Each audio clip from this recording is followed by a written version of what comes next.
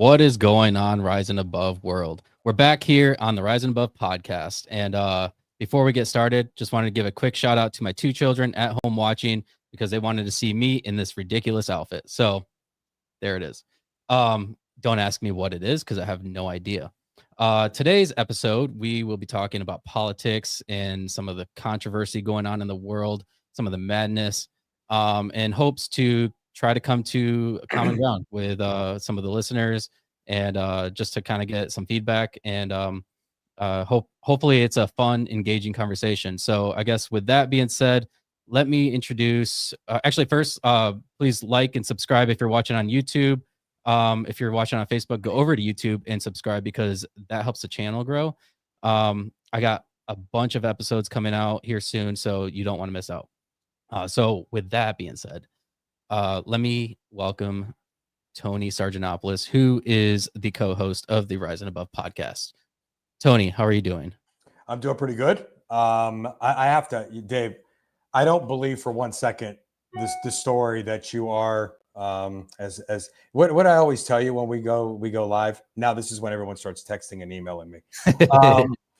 I don't believe for 1 second the story you're giving that your children want to see you in that outfit, folks. I think what he's doing is he's under disguise right now so that nobody knows who he is while we start giving our opinions and everybody's focused on this guy right here.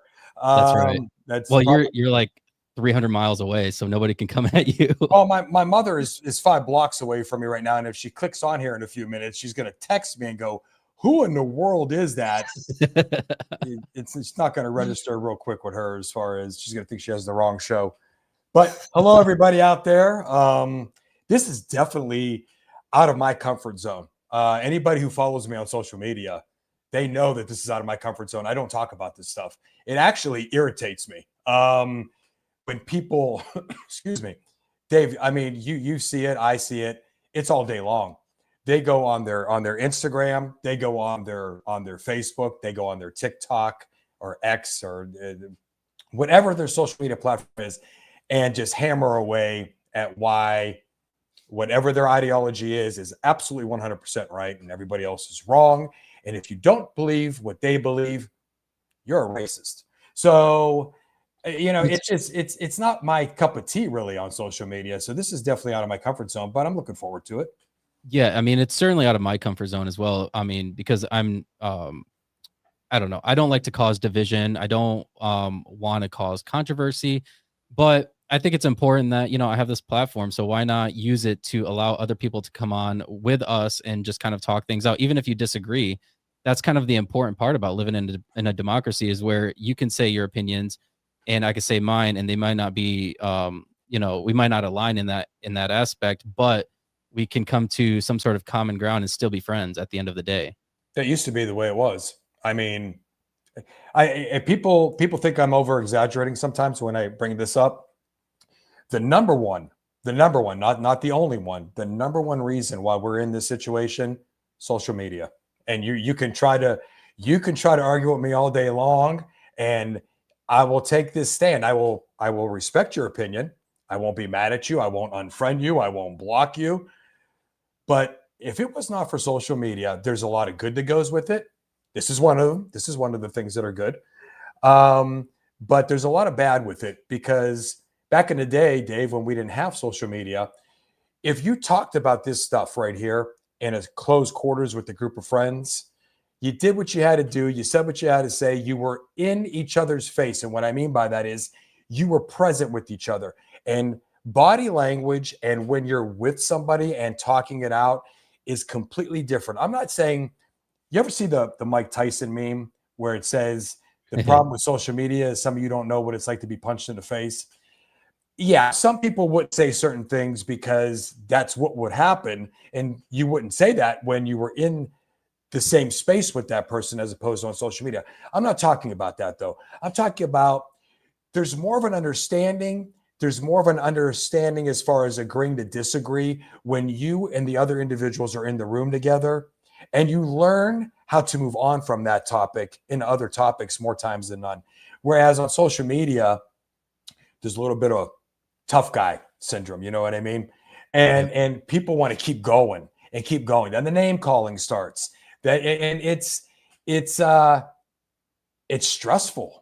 It's stressful to watch. I have a point. I have a point about that real quick. But before, so I just got a text from my kids. They want me to give them another shout out. So shout out to Autumn and Max. Now get ready for bed.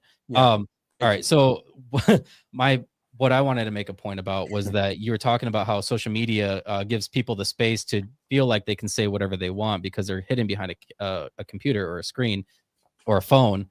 But I also think it kind of desensitizes people to what true violence is because it heightens the environment, it heightens the atmosphere. So like when you go to, let's say, a political rally or you go to somewhere where you don't agree with a bunch of people, that's when you start seeing violence because these people don't know how to handle it because they're stuck behind a screen and they just think that everybody they see on the other side of that screen is against them. And so when they see them out in public, then that they want to cause violence. Yeah. I mean, and that's even when that's the minority of the people, it makes it look like it's the majority of the people in all how it's staged, how it's filmed, recorded, cut, edited. And that's unfortunate. Technology is good and technology is bad. So, hey, Mama Sarge, thanks for listening. Yeah. Good to see you. That's popping up. Nice here. Hello, Mom. So, I think where do we stand with this show? I think a lot of people think, especially with that hairdo you have there, these are Republicans, right? Let's get the stereotype going. You know what? Now that you say that, I do look like the guy that stormed the Capitol. You know what I mean? And we don't even know if he was a Republican, to be honest. We're going to talk about that as the show goes on. But where do we stand? I say this. I want to figure out a way when this is all said and done. What do we need to do to bring everybody to understanding the concept of agreeing to disagree and trying to find common ground? That is something that has eluded everybody. Everybody takes a stance, far left or far right. Nobody tries to come to the middle. And there's a lot of reasons why this is happening. The divide happens for a reason. So today we're going to try and get to the bottom of that. That's one thing for sure. We want to know, we want you guys to start commenting in the comment section here. Where do you stand? Where do you stand? I'm going to ask this.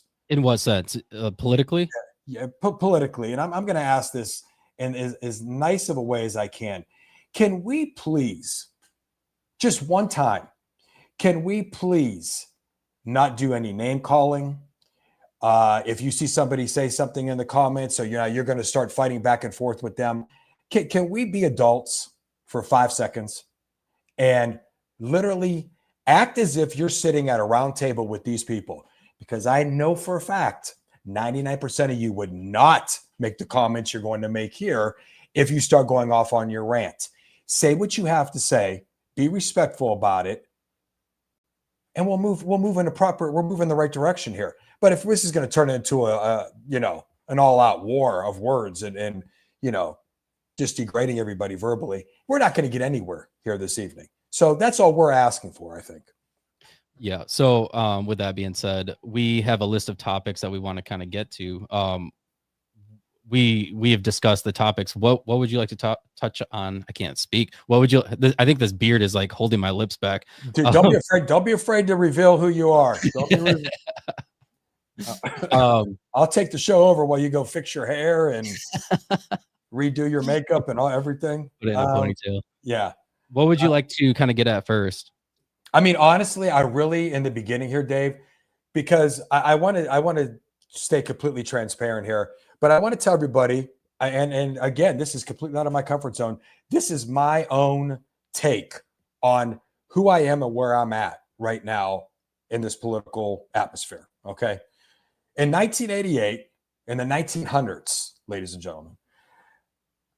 The 1900s. Yeah. Tom Carney, one of my favorite teachers, my government teacher, one of my favorite teachers ever in high school, marched us down on foot from the high school to City Hall to sign up to vote in our very first election. I'll never forget that. That was extremely important to me. And you could tell Mr. Carney was a passionate man about this. And so my first election in 1988, Dave, that was when George H.W. Bush, that would be the father, was running against, I believe, if I'm not mistaken, Michael Dukakis, if I'm not mistaken, in the 1988 election, and George H.W. won. I voted Democrat. I voted Michael Dukakis. I never didn't vote Democrat. I didn't vote anything but Democrat, not because of how smart I was, but because it was built into me. Working class America, my family was Democrat. My coworkers were Democrat. I was a UAW member. You didn't vote Republican. You didn't do that. You voted for the Democrats because Democrats meant when you voted for that particular party, you were voting for the working man. You were voting for the middle class, which is the backbone of this country. It's what makes this country run. And without the middle class, you are nothing. And I believe that mind, body, and spirit. So that's why I voted for Michael Dukakis. And at age 18, I had no idea what his political views were. Didn't care. At age 22 in 1992, I voted for Mr. William Clinton in 1992 and in 1996. Loved everything about him. Smooth, suave, played the saxophone, was on the Arsenio Hall show. See what I'm getting at? I didn't pay attention to what his political ideology was. I didn't care. He was a Democrat. He seemed like his speeches were great. He was a great communicator. I believe that he was for me. He was on my team. I felt like he was talking to me. So I voted for Bill Clinton both of those times. I don't even remember who he was running against, to be honest with you. In 2000, probably, you know how people talk about how close the election was in 2020 and all the conspiracy that goes with that. And I could tell you this, Dave, in 2000, that was an even closer election. That was when then Vice President Al Gore, he was Bill Clinton's vice president, was running against George W. Bush, the son. And let me tell you how close this election was. If I'm not mistaken, George W. ended up with 271 electoral college votes. You need 270 to win. He ended up with 271. Not only that, in the state of Florida, if I'm not mistaken, there were over 5 million people that voted, and George W. won that state by 530 some votes. That's just, yeah, no. And here's another tidbit for that. Al Gore won the popular vote in that election. He lost in the electoral college, and Al Gore took it to court. I get it. He wanted a recount. He wanted to know, let's make sure that these are the numbers and this is where we stand. And I don't think anybody really had a problem with that. I would know more if social media was prevalent back then, but it wasn't. So I didn't get everybody's expert advice back then, right? See where I'm going with that? So I'm sure there were people that were him-hawing and angry and mad, but you didn't know about everybody else's situation because nobody else went out in their front yard on a microphone and started yelling, that this is what is wrong with this country. So I voted for Al Gore. He lost. I wasn't happy. So now we have George W. But I'm going to tell you something that was significant that I think a lot of us forget about. And I know I'm talking a lot here as I'm leading through this timeline here. In 2001, on Tuesday at 8:46 a.m., even though George W. Bush was the president, this whole country became this. And for those of you just listening, I'm crossing my fingers together, like I'm saying, united, together, as one. And I don't understand how we don't remember that some 24 years later as being such a relevant situation to show us that we need to be united, because when we are not, those are the kinds of things that happen. So you have to be united to a certain extent. We had a Republican president. Everybody was cheering for him after that. Everybody was rooting for him. Everybody had his back. Despite the fact that he was a Republican president, it was bipartisan on both sides of the aisle. It's a shame that that's what has to happen for this country to unite. And instead of learning from that experience, sometimes I feel like we're going right back down that road again. He was voted back in 2004. And then in 2008, Barack Obama ran. One of the most effective communicators I've ever heard speak in my entire life. I voted for him both times. Democrats were back in.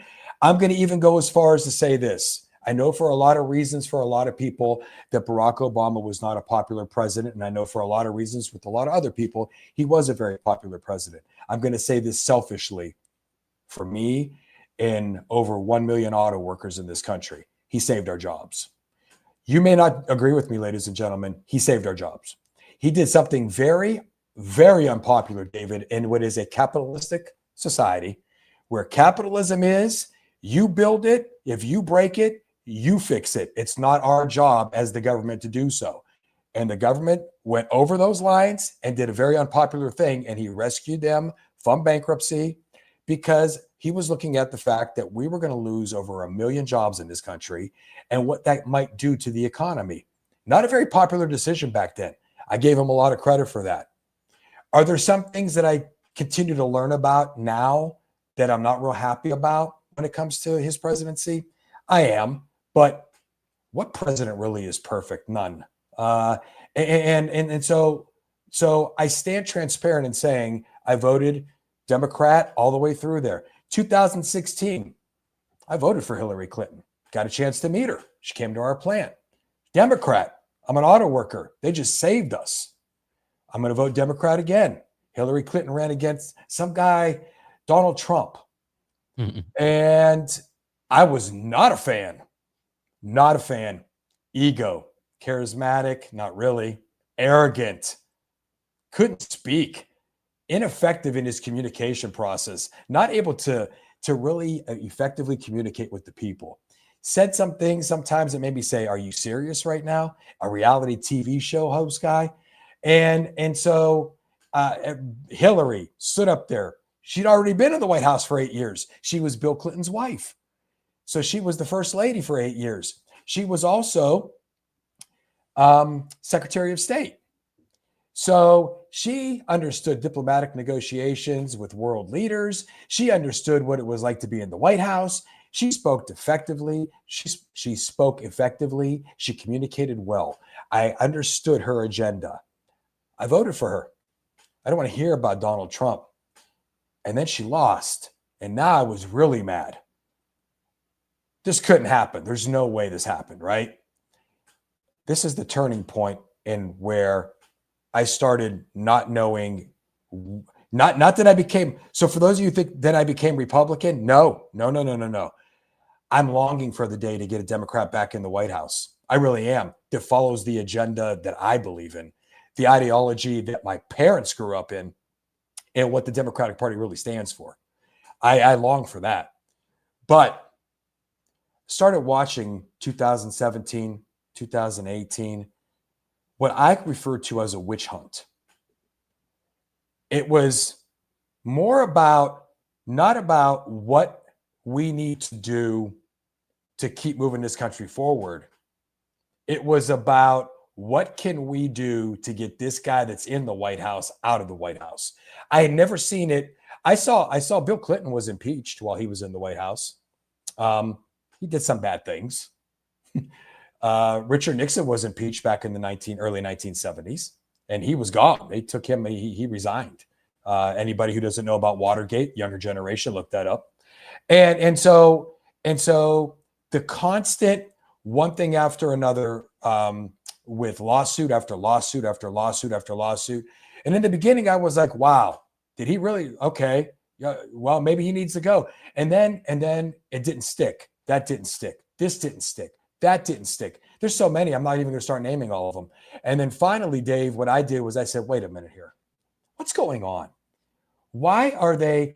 I mean, if this is the situation, we're almost in 2019 now.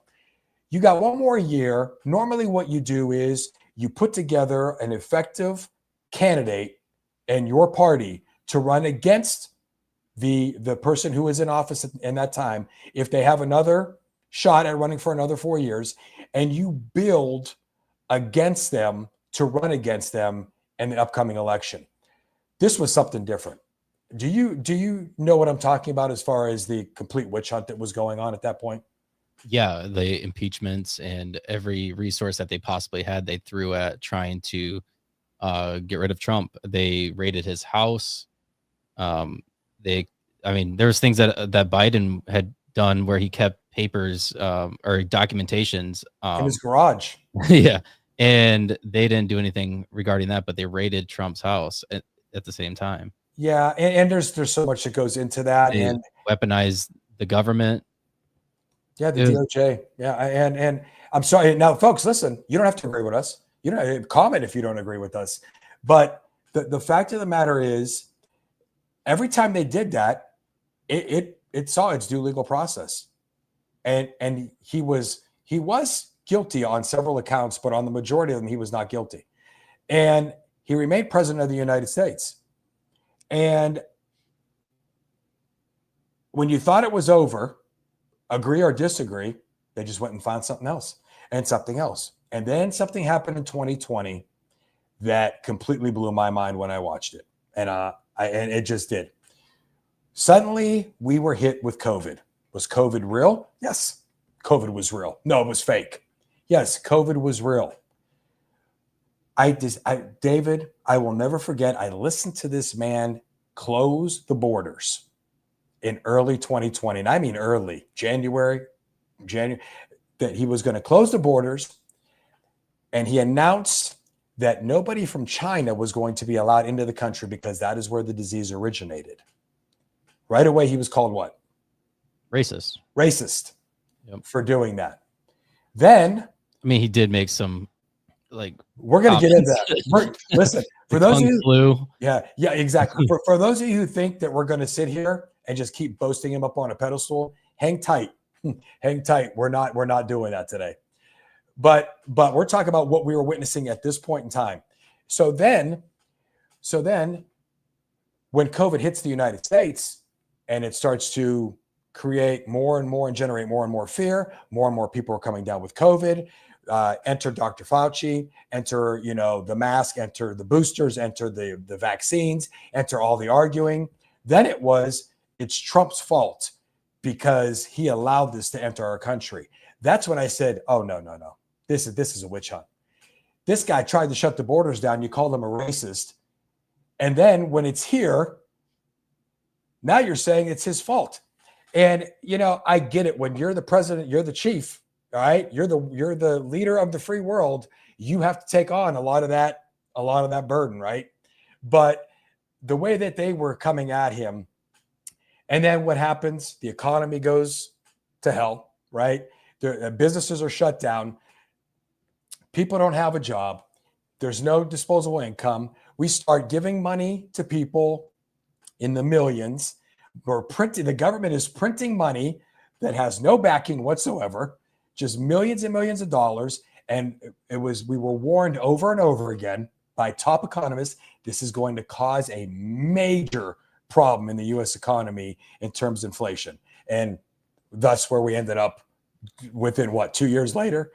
And so as I watched that, and then I watched him lose the election in 2020, I said to myself, you know what? I don't know who to believe anymore. I don't know what to believe anymore. And I am just absolutely irritated with everything that I'm watching in front of me right now. So it's very upsetting to me. Hang on one second. Can I help you? Let me get to some of the comments. Are you good? I can mute your mic real quick. No.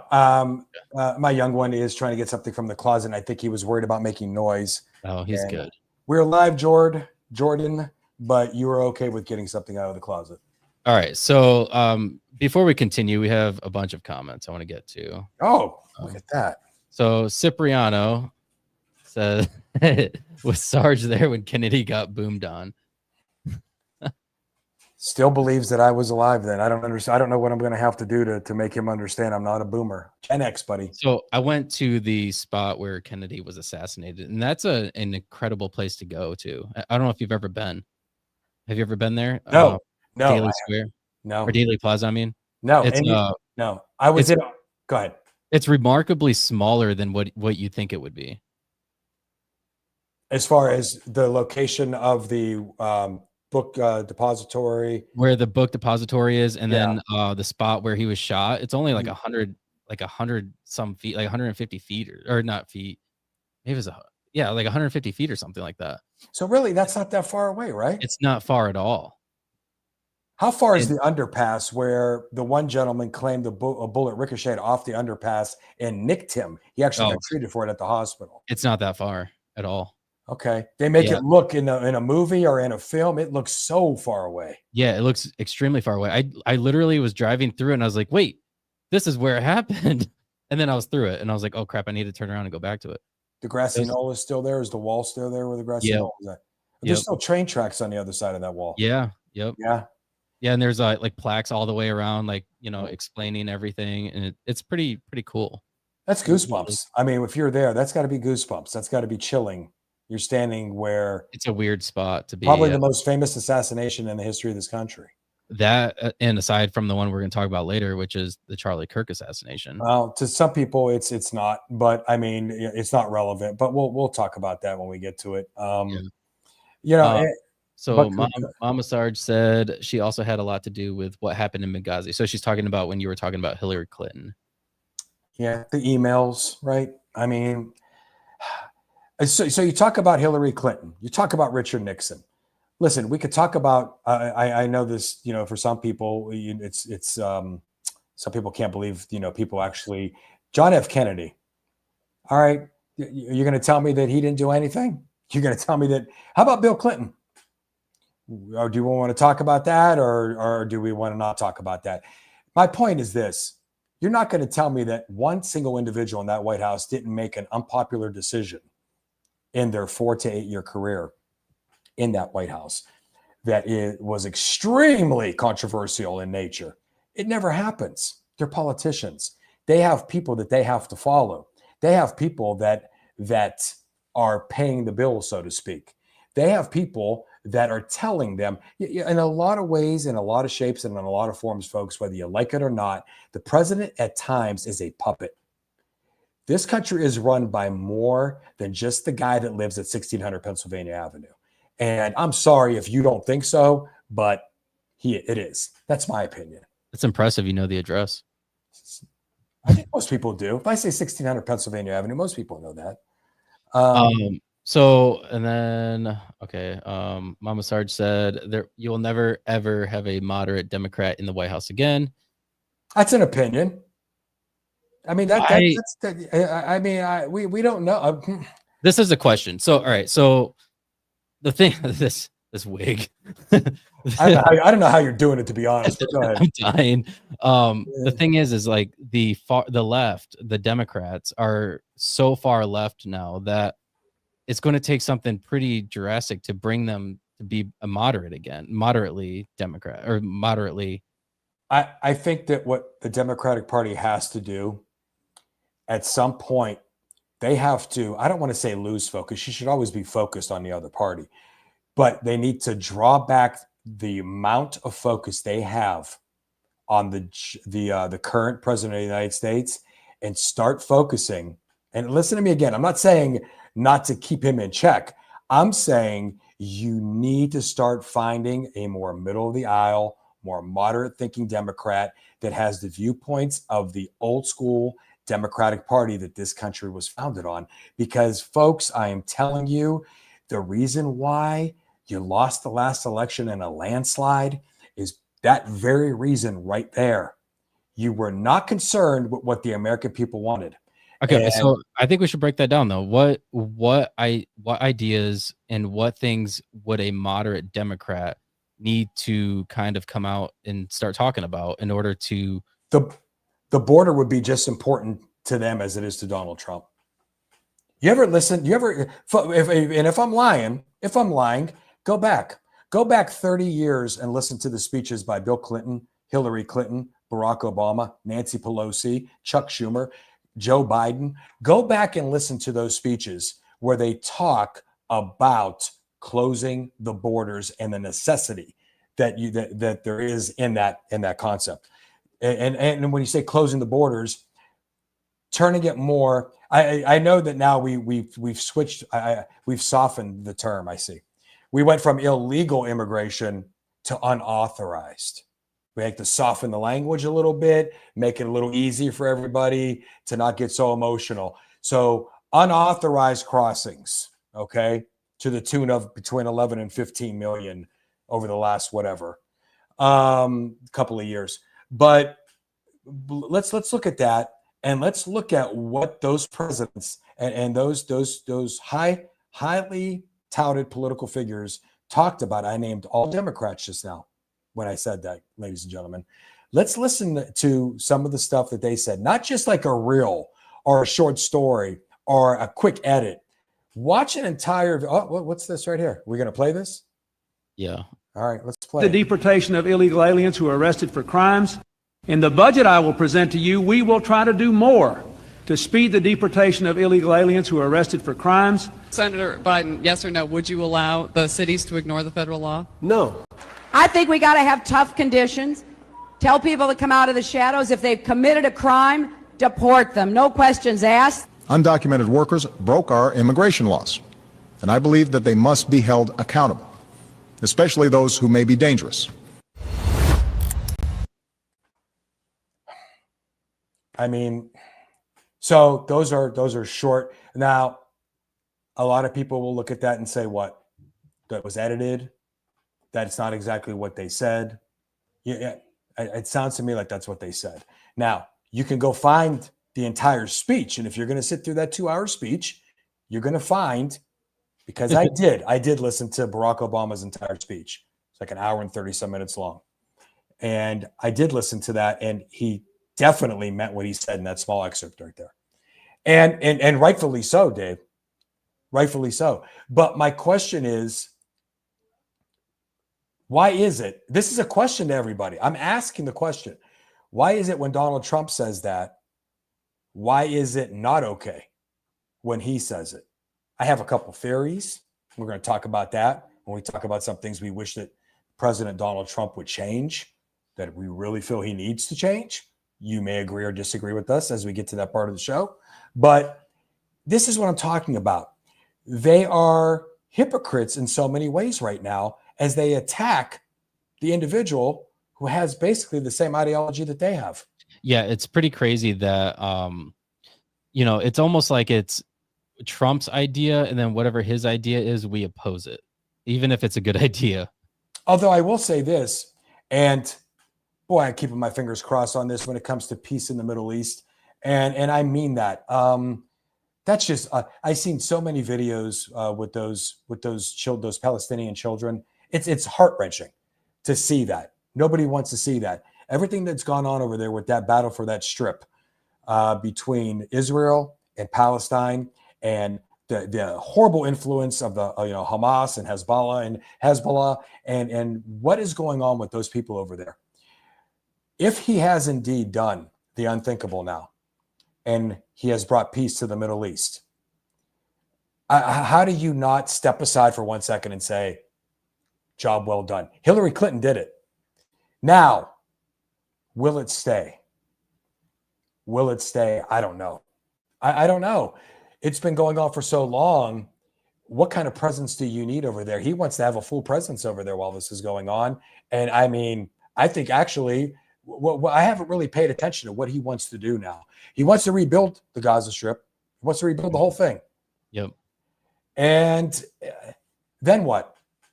Then what? I have not paid attention at all. Anybody who has, or David, if you have, anybody who has, maybe you can list just a couple of things that come with this particular peace treaty. The only thing I know is that they plan on turning it into a billionaires like haven, essentially. These billionaires will be investing, building, like Trump's going to be building towers there. I think I heard Elon Musk will be building a factory there of some sort. I don't know. I really don't know. I haven't really paid too much attention to it. So this is where, okay, that's something I can speak to. That's where that's where I have a lot of questions. What are you guys turning it into? So you're taking the land from these people that probably can't afford to live there now. If you're turning it into it. Yeah, well, they demolished it, but now you're going to rebuild it basically and make it the apple of your eye as a billionaire. Who's going to be able to live there? Like, who's going to be able to afford? What are we talking about? Elaborate homes and what are we talking about? Is my question. That's where if somebody knows the answer to that. I think it's going to. I think they plan on it being like this sought out after place, like a place that you want to go to vacation and to like a Dubai type of thing. Yeah. Mama Sarge said there's a bunch of comments, but Mama Sarge said there, I disagree with Trump. He needs to let Netanyahu get rid of Hamas because this will never end otherwise. Yeah. How many people, we're getting a lot of comments. I want to know something. How many people blame Netanyahu? I never could say his name right. And you would think somebody with the last name like Sargentopoulos, I would learn. How many people blame him and how many people blame Hamas? Some people blame him completely. They don't, you never hear Hezbollah or Hamas mentioned in a lot of their arguments on social media. How many people blame him? How many people blame those two entities, Hamas and Hezbollah? How many people blame both? As far as the inability to reach common ground before, I know this makes a lot of people mad, the great negotiator came about. Just say Bibi. Is that what she says there? Yeah, Bibi. Netanyahu. I said it. I got it right. Yeah, like the Yahoo drink. Yahoo. So that's my thing. So Hillary Clinton praised Donald Trump for that. She did. So did Barack Obama. Barack Obama. And so hopefully that is a positive that, you're moving in the right direction. He has stopped, agree or disagree out there, everybody. He has stopped 7 wars now since he's been in office. 7 wars. And obviously the one that really needs to come to an end, that I don't know if it's being handled right or not, is obviously the Ukrainian-Russian war. That's beyond ridiculous anymore. I think one of the problems in this country we're having right now, Dave, do you feel that he is a little too lenient on Vladimir Putin? Do you think that he is? I think he was in the beginning, but I think he's starting to crack down on him after after they've tried to come to terms in negotiations between Russia and Ukraine. He's publicly stated that he's not happy with Putin. However, I feel like, I don't know. I don't really know what I would expect him to do. I mean, without us getting involved in another war. Well, World War III, if you will, because once you start getting involved, then that brings NATO in, and once NATO gets involved, that brings China in with Russia, and then you have an all-out nuclear war. World War III. I was say Joe's funny. What's that? Joe is funny. Your brother Joe. Yeah. Said there are 2 nuclear subs on Russia's coast, so I'm going with no. Yeah. I mean, you know what I mean? Now, a lot of people, again, I'm not saying either Republican or Democrat, they're screaming, go after him, take him out, and basically go get in a fight, go get in a fist fight, with Putin and show him who the boss is. And sometimes, folks, cooler heads need to prevail to a certain extent. This is not 1940, 41 anymore. One push of a button could end a lot. And so you have to be a little more diplomatic. You have to be a little more of a negotiator and try to find common ground before you make any type of move like that. Have I ever been Secretary of State? Nope. I've never stayed in a Holiday Inn, and I never played Secretary of State on TV. But I am telling you now, just knowing what we know in terms of the power that some of these countries have, it's not going to be a war. It's going to be push a button and end it all. And some people lose their minds, and you get the wrong person in that spot. And I do believe Putin is the wrong person when it comes to him being the leader of Russia. He's trying to make Russia relevant again, because they became extremely irrelevant in the late 1980s. And now he's trying to make Russia relevant again. And you can see what he's willing to do when it comes to what they're doing with the Ukraine. And, I feel for all those people, the Ukrainian people, I really do. Nobody wants to see that. Who in the world wants to see something like that happen to people? I had this had a couple on my podcast, from Lansing, and the girl that came on the podcast was Ukrainian, and her husband went to Ukraine, or went near Ukraine, to try to get her parents to come to the United States when the war broke out. The reason why they decided to leave was because a bomb had launched, or a missile had launched and landed in their front yard and didn't go off. Wow. Yeah, it was wild. It could have went off at any time while they're trying to get out of there. Yeah. Yep. Jeez.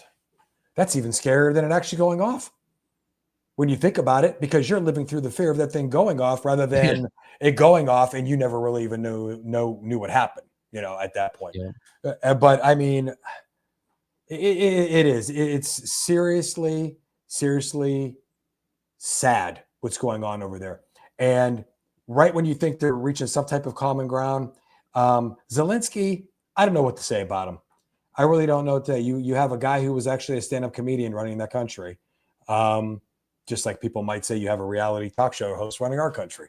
It's we could keep talking about what's going on in the Middle East and overseas, but the thing is like there's so much going on in the media, in mainstream media, on social media, everywhere, where it's so hard to keep tabs of everything. I honestly couldn't tell you that much about Ukraine. I have not heard that much about Ukraine in recent days. I couldn't tell you that much about Hamas and all that stuff, because at some point you kind of have to check out, because every single day there's a new news cycle. And we see it with all the things that we had listed that we want to talk about. Is there's always something new, and you could have a million opinions about every single topic. I guess the one thing I want to see is I would love to see that war end immediately. I don't care who takes the credit for it. I would love to see that war end immediately. It's ridiculous the amount of life that has been lost in that war, and for what? And that needs to come to an end. And I wish that we could find some type of common ground over there. I wish it would come to an end. That would be fantastic for everybody involved. This world needs to see peace. It's just that simple. And I guess we can leave that right there, unless somebody's asking a specific question, which obviously we're not experts to answer, but they can obviously give their opinion. Yeah, no. Let's see here. Let's see if there's any. Nope. Somebody mentioned North Korea. They've been quiet. I don't trust that sneaky sneaky little fucker. I feel like North Korea, like I understand that they they're a strong country, but I don't know. I don't feel too intimidated by them. Well, it's not so much. It seems like we have been able to, I take nothing for granted. They always say, keep your friends close, keep your enemies closer. I'd always keep him within, distance of seeing him and watching him, because you can't trust him. Just like that person said, I don't trust that person at all. They had a different way. And the wig is coming off.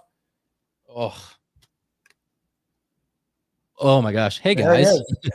There he is, David Hess. Nobody's barged in here to try to kill me yet, so I think I could take off the wig. They could take it off. So I mean, it's. Do you think? Let me ask you a question. Do you know how people think that he is just so chummy with the leader of China, with the leader of North Korea, with Putin? Do you think he is friendly in terms of your opinion? Donald Trump, is he friendly with these leaders because he is looking for friendship and he's lonely and he wants to have friends around the world? Or is it because of the concept I just gave you, keeping your friends close and your enemies closer? Yeah, I think that's the important takeaway, is that you have to keep the people that are your enemies close. Yeah. And then you kind of have to learn how to not be friends with them, but negotiate with them and be friendly in a way that on a world stage, it doesn't come off as you hating them, because that's what creates animosity. These leaders are so egotistical. They want to be liked by these people. If you are a leader of a country, there's no way that there's not a certain arrogance about you to have that kind of power, especially when you're the leader of the free world. There's an arrogance about you. There's an ego about you. There's a certain, the way you're perceived by billions of people. And so it's just a natural human reaction. You're going to have this arrogance about you. It's all about how you control it. And so that kind of brings up the next point we want to talk about, which in my opinion is a good one. What is it about the current administration that kind of bothers you? I'm asking David, and I'm asking you guys, what is it about the current administration that bothers you? Oh boy. To start off simple. Yeah, I mean, I guess we had talked about it already, but like kind of how the antagonistic aspects of it.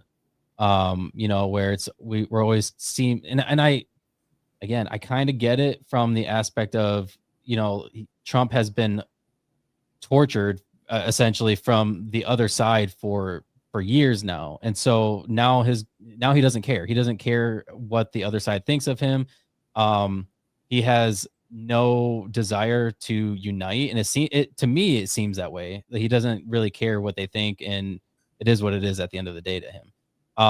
He's going to post what he wants to post. But at the end of the day, it also doesn't create unity. It just creates more division. Because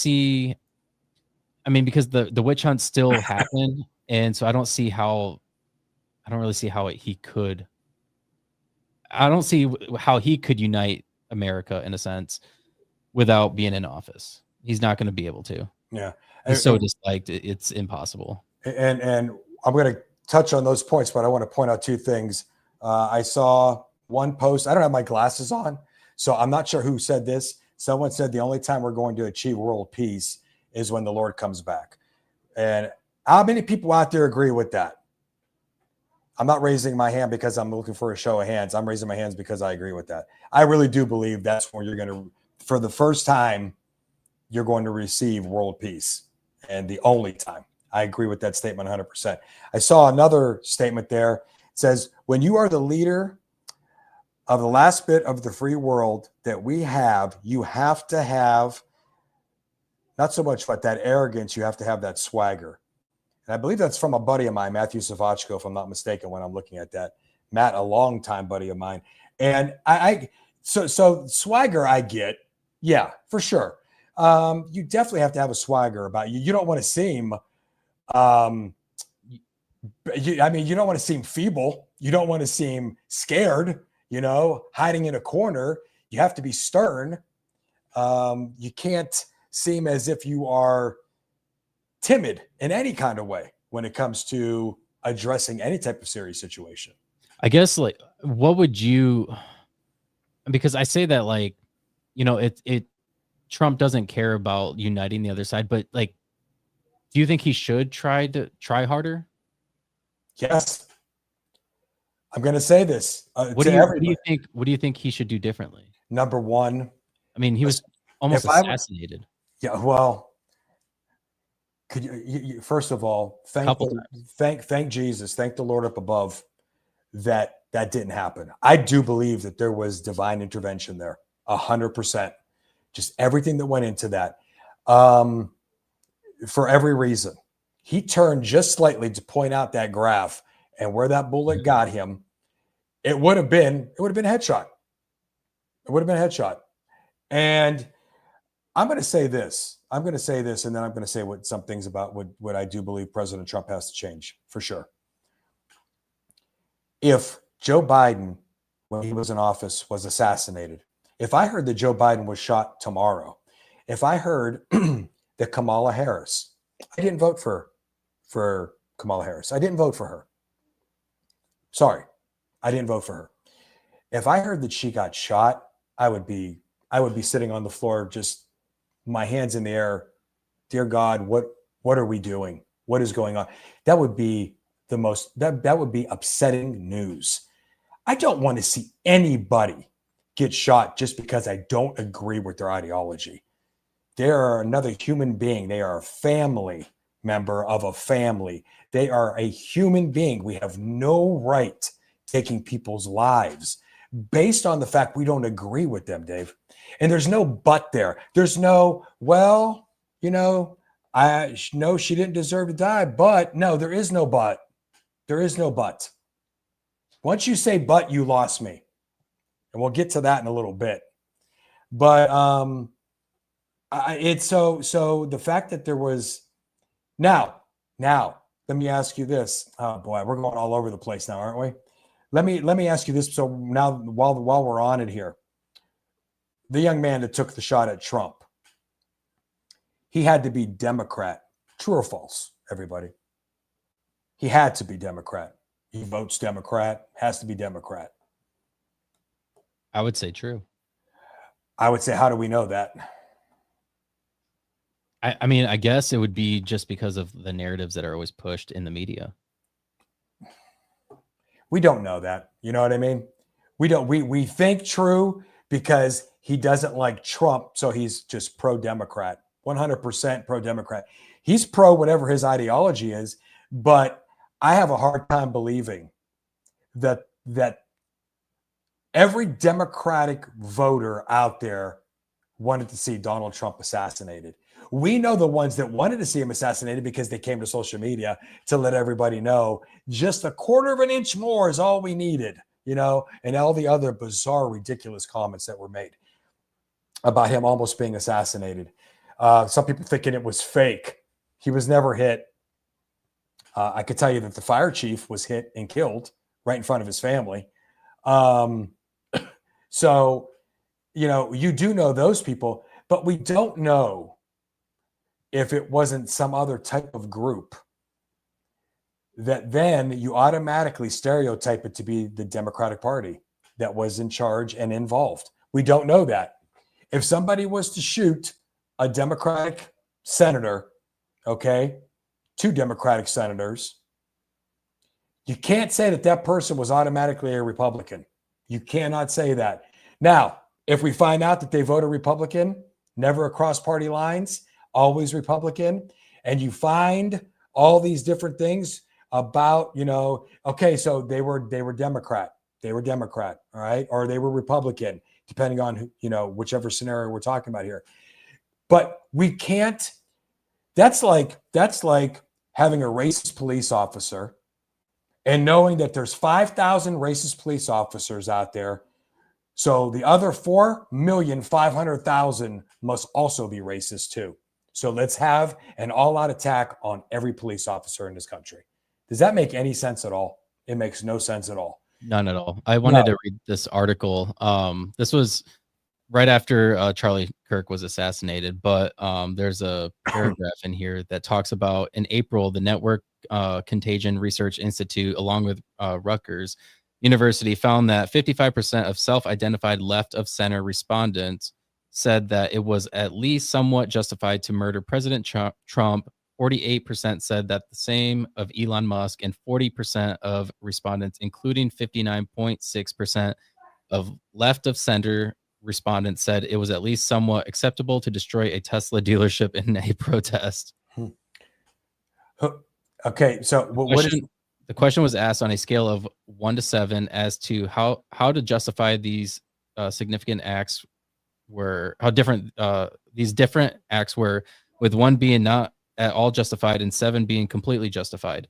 Nearly 15% of left of center respondents said that the murder of Donald Trump was a 7, completely justified, and through and 10.7% said the same of Musk.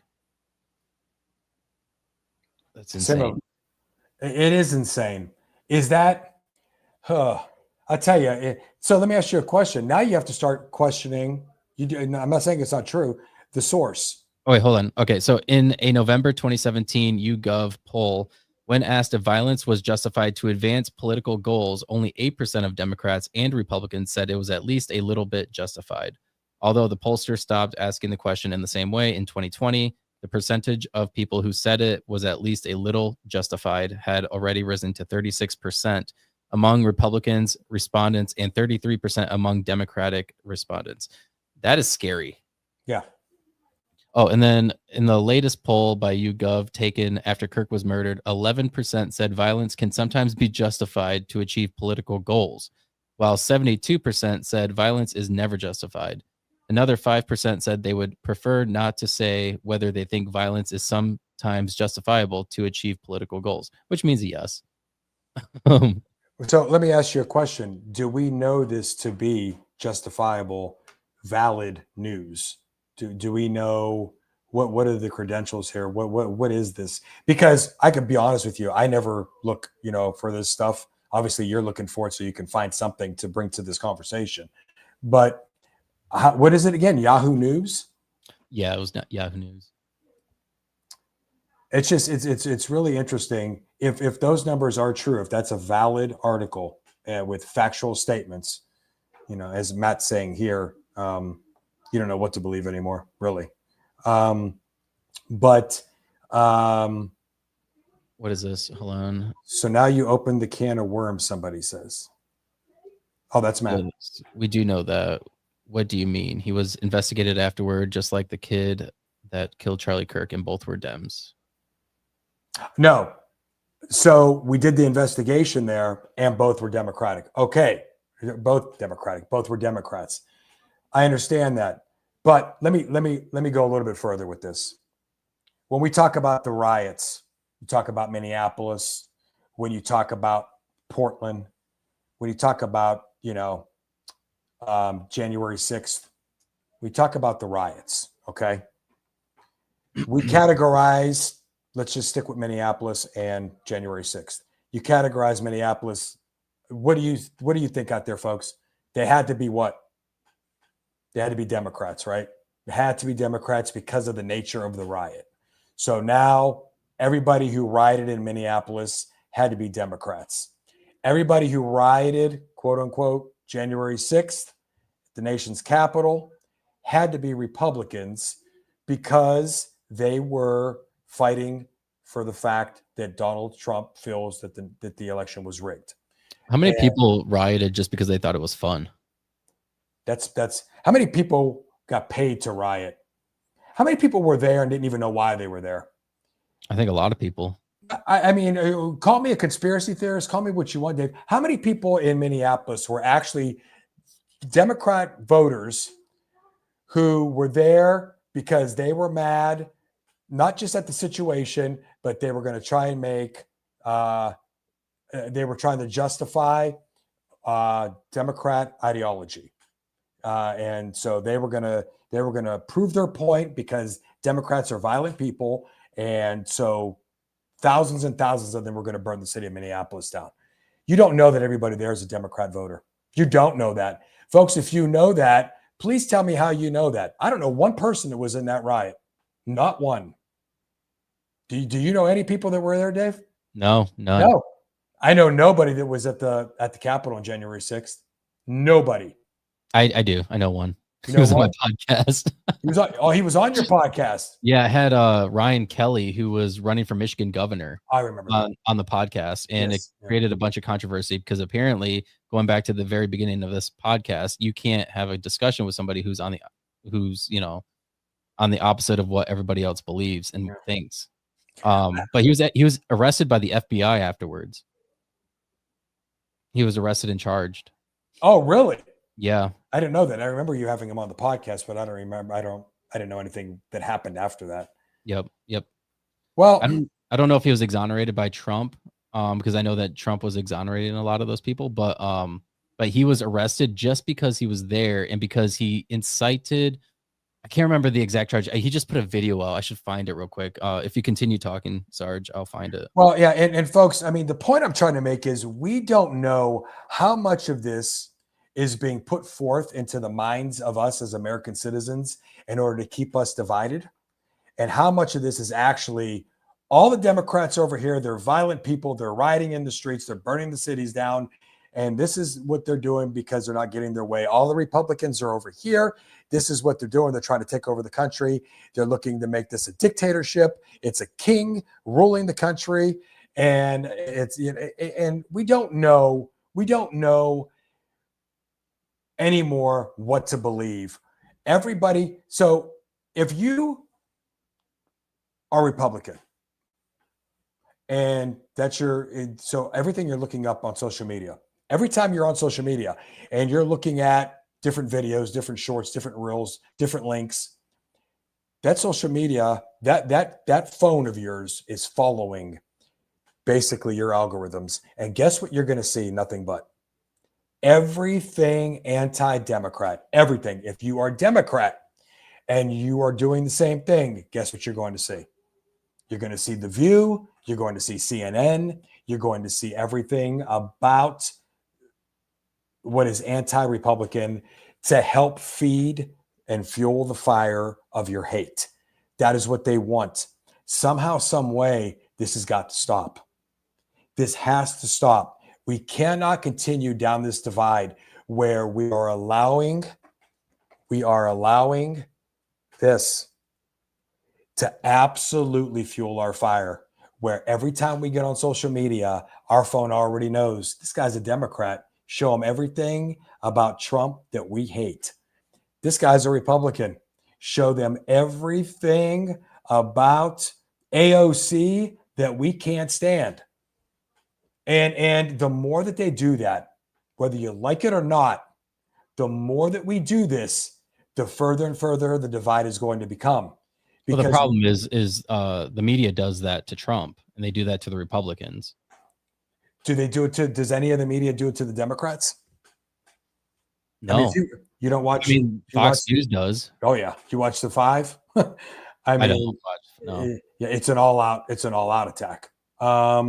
I'm not even saying that they may be 100% right, but if you are a Republican, that's what's going to come up on your feed. Right. Yep. Okay. To get you more angry. Look at this. Look at this. Well, we need to stay informed, right? We need to stay informed. So, but there was a time, Dave, when the news was not where the people that were reporting the news were giving you their opinion also. They were reporting the news. They were letting you know this is what happened today. This is what happened. Yeah. Walter Cronkite, Dan Rather, and so many more. But when they reported the news, they gave the news as it was given to them.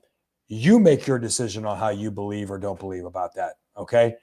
Now it's their opinion from right out of the gate. They're giving you their opinion on why they can't stand the other party or what the other party is doing that is 100% wrong. I look at it like a reality TV show. It's like reality news. It is. It's going to cause the most outrage. Yeah, it is. And, I have somebody very special in my life. My sister is a media personality, and she is fantastic at what she does as a media personality. And maybe I'm a little biased, but I've watched her more than 15, 20 times. I've watched her on the news. And people say, well, why only that much? Well, I'm in Northeast Ohio. She's in Minneapolis. Cut me some slack here. But she is fantastic what she does. She loves what she does, and I always worry about her because I think it's disheartening for her to watch the attack on the media because she truly is passionate about delivering the news and connecting with people. And I have a question, and maybe she can answer this, and you should ask her this, but what's up with a media voice? Why do they talk in that tone? Oh, I don't know. I'll have to ask her. You'll have to ask her. Does she have a different way of talking when she's on air? No, she just has a natural, like she has her own, the news, and she's also she had a radio show. Now she fills in when necessary on her radio show. She has a natural delivery. Her voice is just natural. It fits perfectly she doesn't change her voice at all. It could be the way you're talking on the mic though, too. I don't know. You know what I'm talking about, right? So you're saying like when I'm talking like this and I'm like, Sargentopoulos, Rising Above podcast. I mean, like when I get a little more inflection or I'll have to find a video. Yeah. I'll find it later after we continue some of these comments. I love all the comments, by the way. Yeah. We got a lot of bingos. God forbid, Mom says. Okay. She's talking about New York. What's everybody's take on that? When it comes to that mayoral race in New York right now? It doesn't look like Cuomo stands a chance, does it? I honestly don't know. This isn't something I can talk about because I don't know. Yeah. I don't know. Anybody want to chime in about that? Please do. The comments are coming pretty fast. So, what is this one? As New York goes, so goes the country. God forbid. Yeah. I have not followed I don't know much about it. the gentleman who is running. I see that basically his ideology is one of socialism. He wants to just give money out to everybody. And obviously there's a lot that goes in that. He just doesn't want to walk up to everyone and hand them money. But when you look at a socialistic society, when the government controls you in that way, that is the beginning of the end. Make no mistake about it. When the government starts telling you, this is what you could buy at the grocery store, it's free, but you can have 1 carton of milk a month, 2 loaves of bread, 1 pack of cheese, but you don't have to pay for it. But this is what you're allowed to have. That's just like a small, in layman's terms, type of what we're talking about when we're talking about socialism. There's so much more that goes into that and so many different aspects. But I'm not here to try to pretend like I understand all the aspects of socialism. But What do you think about like socialized medicine? I was talking about this with my brother because we do have some aspects of the government that's sort of socialized, like the fire department, police department, things like that, schools. But like, what about medicine? Well, the fire department, the police department are funded by the taxpayer. Yeah, that's true. Yeah, when you're talking about that, you're talking about renewals and tax levies that need to pass, which they don't always, but they do most of the time. Unfortunately, when those tax levies don't pass, sometimes that means cuts in your safety services, and so that's a whole other ball game more at a local level that I could tell you. I live in a town, Dave, that it really is irritating to watch on a regular basis. Let me tell you, but that's really not socialism in my mind. That's very much a democracy, or even more so yet, a republic. It's not a socialistic society, in my opinion. I don't know if somebody else out there agrees or disagrees. So who's the gentleman that's running? I know Cuomo's running, and they're saying something about I don't have my glasses on. I can't make out the name there. On the screen. That is my cousin, I believe, that is commenting now. And now he was the mayor here in our town for some time. Who was? Nicholas Phillips 249. Is that what it says? Yep. He was the mayor. Really? Here in Camel for some time. Oh wow. Yeah. So he's got a background in understanding more of what civil service is and how that works. Do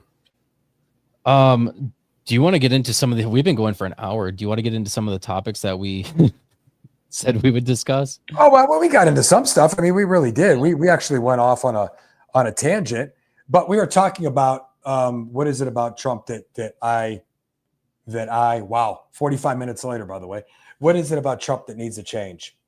I'll be the first to admit it to you guys. I do not like the constant badgering of the other party. I don't think it's necessary. When he's talking, so when President Trump is talking about the wall, he's beginning to speak about building the wall. It's going to be a big, beautiful wall. So those of you who are like, it's going to be the best wall ever, it's annoying to people. It is. Yeah, it is. It's like, okay, all right. He's thinks it's the best wall ever. It's great for Saturday Night Live. I'm sure they have a ball with the imitation skits or whatever. But when he then all of a sudden says, oh, what happened there with, Sleepy Joe? He's probably sleeping away. And I'm like, you know what I mean? It's like Donald. Can you just let it go already? Can you just tell us where we're at with the wall? What, how much has it cut back on illegal immigration in this country? Yeah. How successful have they been at the border? What are the reports you're getting from the agents down there? Why do we got to go back to saying in 2021 we had, Sleepy Joe fell asleep at the wheel, and then if there's a Republican governor that played a role in it, he's got to call him names too, and that's what causes major problems. Some people are saying, we grew up in an era where name calling, sticks and stones may break my bones, but names will never hurt me, and all that other stuff. Guys, I get it, but it does need. Can we fixate on an agenda here? Do you think the way that Trump has ran his campaigns, the way he's communicated to the general public, that it's changed the trajectory of the way campaigns and politics move forward in the future? Because like one thing I'm noticing with Gavin Newsom is he's emulating Trump in the way he talks a lot on social media. He's very bombastic about his posts and the way he talks on podcasts. He's swearing all the time. He actually has his own podcast now. So he is trying to emulate in certain ways the Republican Party because he sees that is working, getting out to a broader audience the way Trump jumped on social media, on TikTok, YouTube, Facebook, X, and the way he got out to the younger generation. Now Gavin Newsom's trying to do the same thing. The problem for Gavin is the way he's run his state is a complete nightmare. And that he pretends like he hasn't, like he's done such a great job.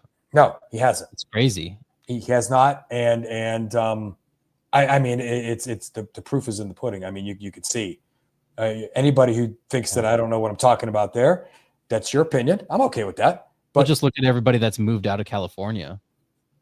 Look at that was a stronghold as a blue state. Look at the switch in the last 8 years. I was listening to a podcast with Andrew Schultz. He's a comedian, and he was talking about Hollywood and all these places that give these giant tax breaks for them to create these movies.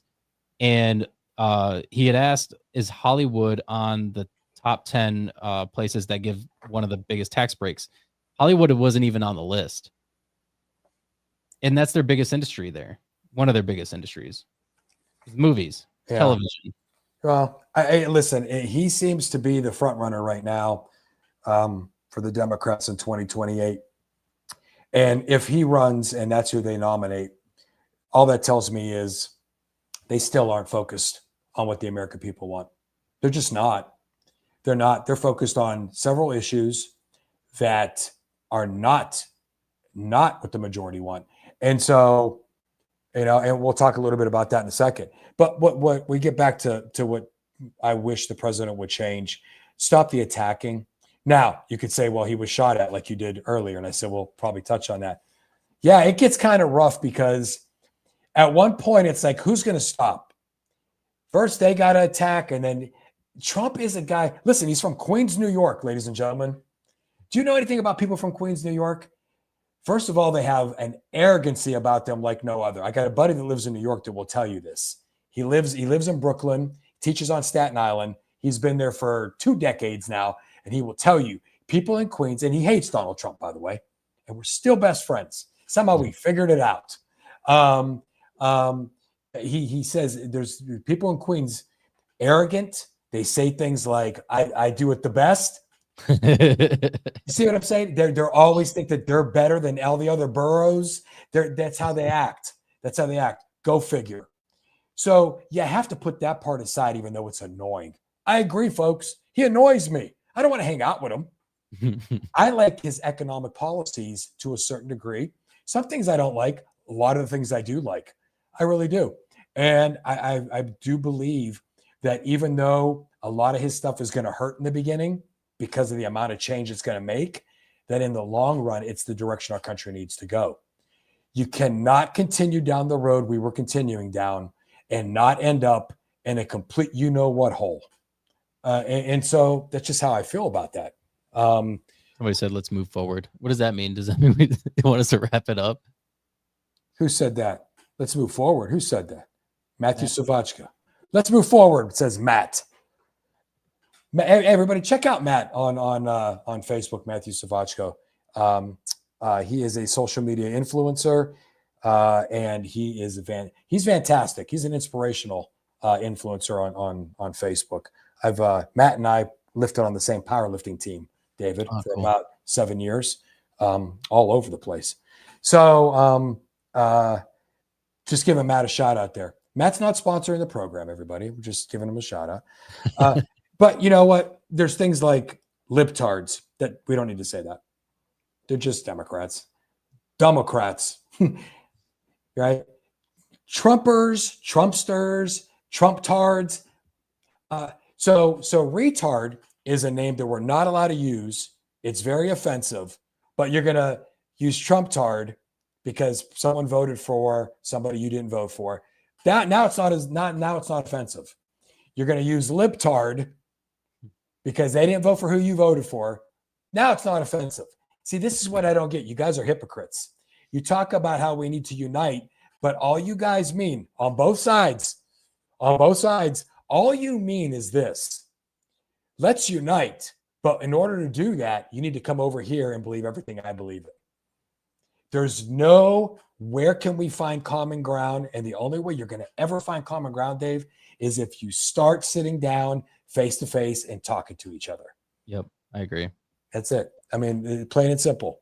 You know, we talk, like I said, we talk about, you talk about things like rioting and the riots and the riots being based off of, racist, agendas. Let me tell you when a riot is based off of racism. Look up Wilmington, 1898, the elections in Wilmington in 1898. Democrat stronghold. And what got elected in the new cabinet, they were multiracial, white, black, multiracial cabinet gets elected in 1898 in Wilmington. When they got elected in, all this propaganda started by all the white voters and the white politicians in Wilmington. They start this propaganda. They start all this agenda. They get the white voters to riot. The white voters, not only did they riot, they killed black citizens in Wilmington. They, at gunpoint, forced the cabinet that was now in place, the multiracial cabinet in place, they forced them out of office and took over again. That is racism. That is racism. What we're doing now is we're trying desperately. What was the response to that? That's as far as I got in that particular article. Interesting. 1898, right? No social media, obviously, no TVs. I don't even know if the radio was around until, I don't know when the radio came out. So 1898, there you have it. I don't think Theodore Roosevelt was president yet. 1902, I believe. But that to me is when you have a riot based on racism that is disgusting. Okay. What we've seen in these other cities, to me, was an agenda to divide this country. And that's what I feel. That is my opinion. And you can't tell me that this country is where it was 50 years ago, 60 years ago. I'm not letting you stand on that hill. You can stand on it all you want. I'm not even going to pay attention to you. Okay, I'm going to share this real quick. Okay. In 1897, North Carolina's Democratic Party decided to embark on a white supremacy campaign to try to drive populist and Republican politicians out of office during the 1898 election. The campaign used speeches, propaganda, cartoons, and the threat of violence to create support for white supremacy. On November 8th, 1898, New Hanover County's Democrats used threats and intimidation to stop African Americans from voting. Pro-Democratic Party election officers tampered with the returns. Because of these tactics, Democrats swept the election. On November 10th, 1898, 2 days after the contested election, a mob of armed white men marched to the office of the Daily Record, the local African-American newspaper, and set it on fire. After burning the Daily Record office, a violent mob then took this to the streets and on the north side of town attacked African Americans. An unknown number of African Americans died. Other people, white and black, were banished from the city. On the same day, local elected officials were forced to resign and were replaced by white supremacist leaders. Once generally referred to as a riot, these events are now more widely understood to have been a white supremacist massacre in a cope. What is that? What is that word? Can't even see it. Right here. And whatever that is. Yeah. Explore the context of 1898 massacre in Cope with this map and timeline. Okay. Yeah. So that, ladies and gentlemen, in my opinion, is racism. That's racism, not what's going on today. What's going on today is an absolute and blatant attack on the American citizen in order to divide us. There is not that type of racism in this country. Do you see racism in this country still? Heck yes. Hell yeah, you still see racism in this country. Come on now. We're not stupid, but don't you tell me this country ain't way better off now than it was then and even 50 years ago. 1960s, talk to some of them people about you can't walk down the street without being hit with a fire hose because you're not allowed to walk down that street. You can't go into that bathroom because of the color of your skin. You can't drink from that water fountain because of that color of your skin. You can't get on the front seat. You can't get in the front seat of the bus because of the color of your skin. When you tell me that's going on, then I'll tell you that we still have a problem. Does racism exist, and is it a problem? In the moment, if racist actions are taking place, yeah, that's a problem. Needs handled. But don't act like this country's going to hell in a handbasket over racism. This country is more united now in terms of regardless of the color of your skin or your religious affiliation, or whether you're tall and skinny or short and fat, or whether you're a boy or a girl. That doesn't matter to the majority of the people. That doesn't matter. What matters is that you're a good human being and not a jackass. That's what matters. So clipping that part. Yeah. Clipping that part. Thanks. Mama Sarge said, who is doing that, Tony? Who is that calling everyone a racist? Who is that wants to fight when you don't agree with them? She's rough, isn't she? She always calls me. What is Thanksgiving dinner like? It's harmony. We hold hands, we sing Kumbaya. Thanksgiving dinner is always fun. But so I see what she's saying here. She's directly pointing this out, saying it's the Democratic Party who's saying this, not the Republican Party.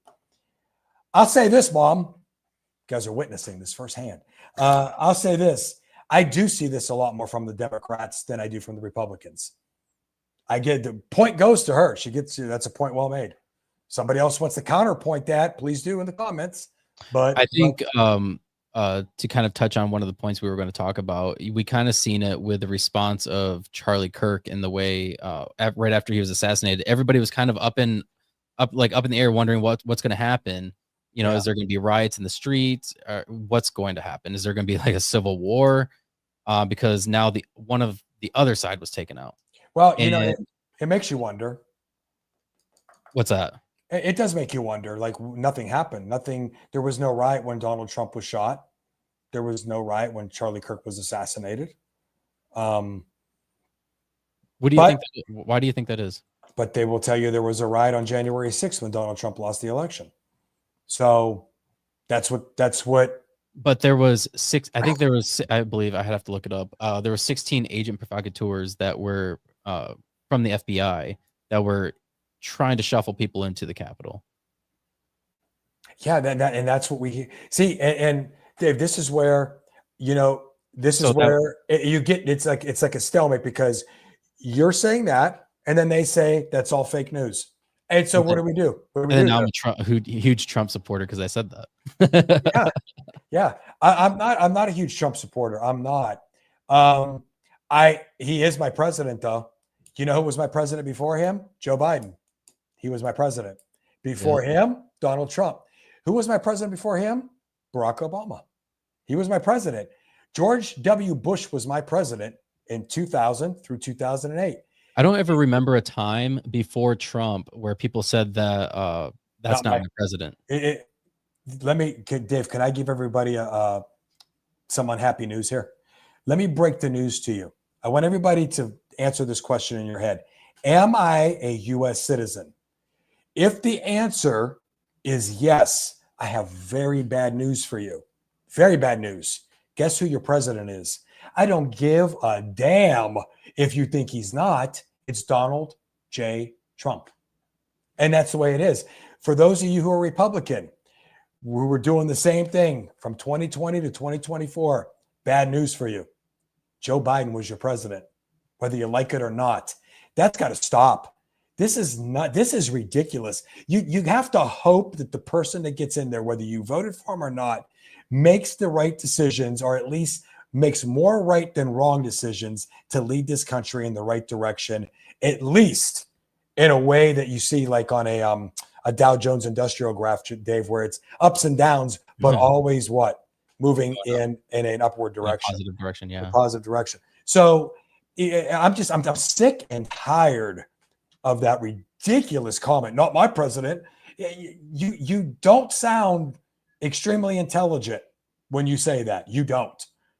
And I don't. There's just more divide there. But you mentioned the young man Charlie Kirk, who lost his life at age 31.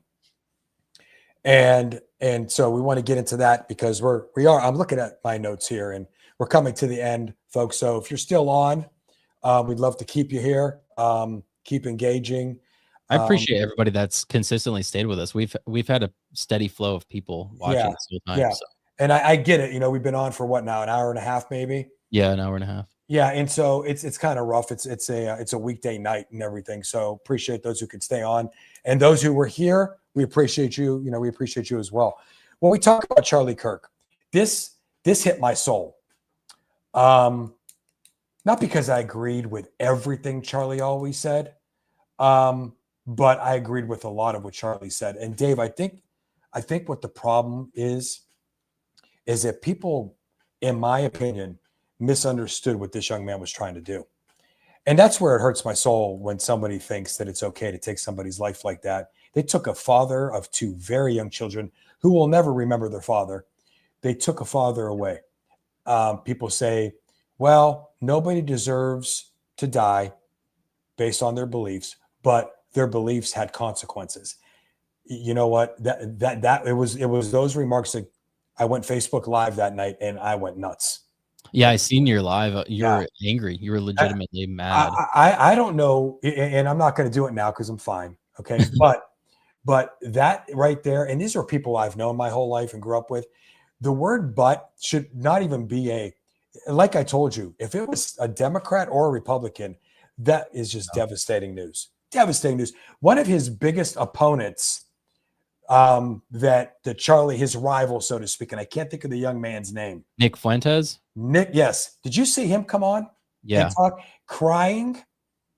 Yeah. Now, Nick doesn't agree with Charlie at all. They always were opposite end.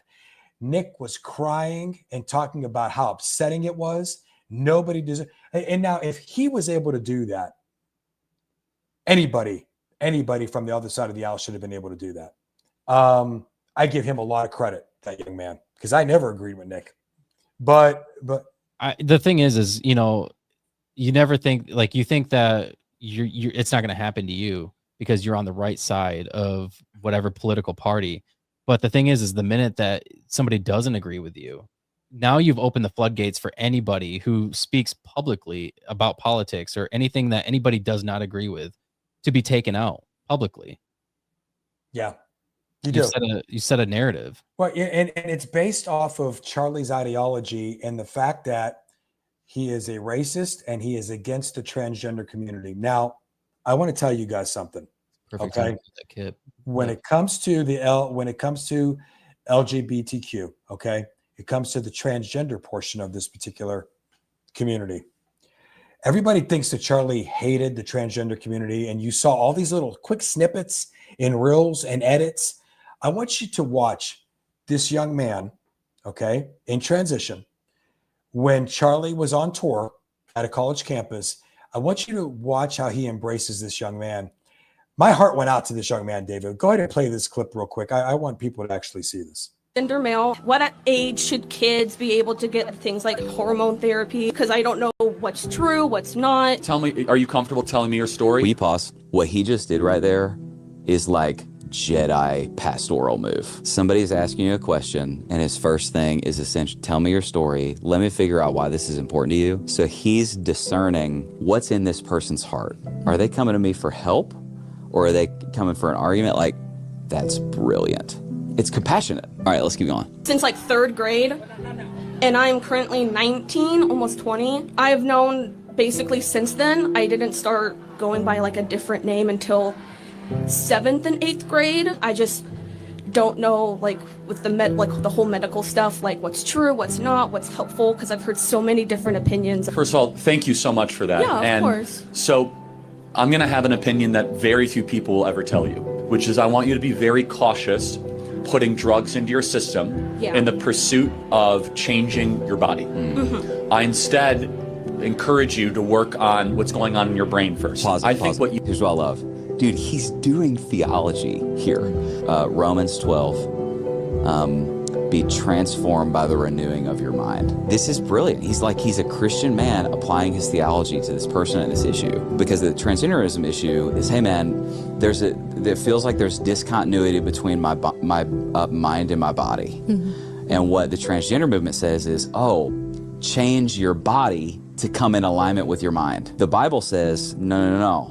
Let's renew our mind to come in alignment with the truth. I just want to point that out. Let's keep going. I think what you need first and foremost is just a diagnosis. Just someone that is going to listen to what you've gone through, listen to what else is going on. My prayer for you, and again, very few people will say this, I actually want to see you be comfortable in how you were born. Yeah. I know that you might not feel that way, but I think that is something that you can achieve.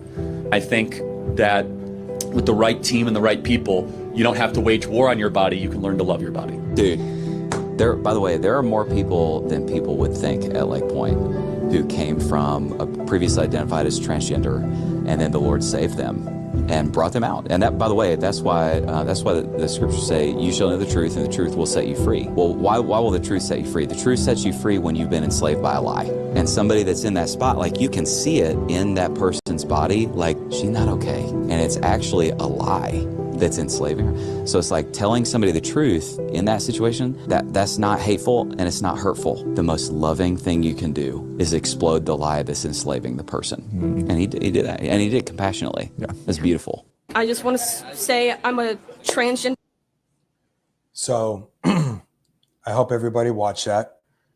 It wasn't a quick snippet or anything like that. Now Charlie uses his belief system, from a theological aspect, he has been very adamant, very transparent in his love of the Lord and how he brings that with him to all these different programs and expresses that and uses biblical scripture in order to point things out to people. Some people embrace it, some people don't embrace it. And if you're going to tell me, ladies and gentlemen, after watching that, first of all, if you're watching how that individual was working with him, you could tell they were so. Now, folks, I'm not trying to be disrespectful here. I'm asking the question. Was that a boy transitioning into a girl or a girl transitioning into a boy? I don't know. I don't know either. I thought that because the host messed me up when he said something. I thought it was a boy transitioning to a girl. I may be wrong. It might be a girl transitioning to a boy. Okay. And I'm not, and I mean that in a respectful way. I don't know. But when that individual, you could see the distraught nature of how they were delivering what they were trying to say to him, confused, upset. I felt so bad for them when they were talking to Charlie, because you could tell that they were just looking for answers. Please help me, is what they were saying. And Charlie was genuinely, with compassion, trying to do that. And you're going to tell me, because he allegedly was shot by a member of that community because of his belief system in what they thought he believed, that's why he deserved a bullet to the neck? That's why he deserved to be killed? It's what bothers me. And it's why when people were saying that on social media, I went live, because I've watched him in full. All right. I've watched him with that. I've watched him when he talks about DEI. He's not racist. Charlie Kirk is not racist. He just believes that every single person should want to be in a particular organization, not based on the color of their skin, but in their brilliance and skill that they have in a certain job, a certain career. That's why you should want to work for that particular company. Not because they have to meet a quota of so many women, but because you are the woman for the job. And so that was the point he was always trying to make. For those of you who now think I'm a racist, whatever. That doesn't make you racist. No. And those of you who know me, if you don't know better, then shame on you. Shame on you.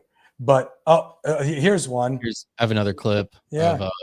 Give me one thing that white people and black people have different biologically. Don't change the question of this. Like DNA-wise, we are different. No, we're not. That's a lie. It has been disproven. Front page of National Geographic 6 months ago. Racism created by society. If you look at DNA independently in a science laboratory, they cannot distinguish between a black person or a white person if they look at just the DNA, because the only difference is the melanin. It has been disproven. Race is a social construct that I want to break out of. And I want to give Charlie some credit here, okay? Back in 2019, Charlie Kirk helped a lot of young blacks get to the White House. He changed a lot of their lives. A lot of them never imagined going to the White House, and Charlie helped hundreds of young black boys and girls go to the White House. Charlie, thank you for that. Thank you, Charlie. Thank you, Charlie. Thank you, man. So for people who want to call Charlie a racist, kiss my black ass, excuse my language. Charlie Kirk is not a racist. See, you got an anti-DEI shirt on, so this is about to get good. Well, instead of debating DEI, why don't you define it? Got you. So diversity, equity, and inclusion. I know what that means. Okay, my fault.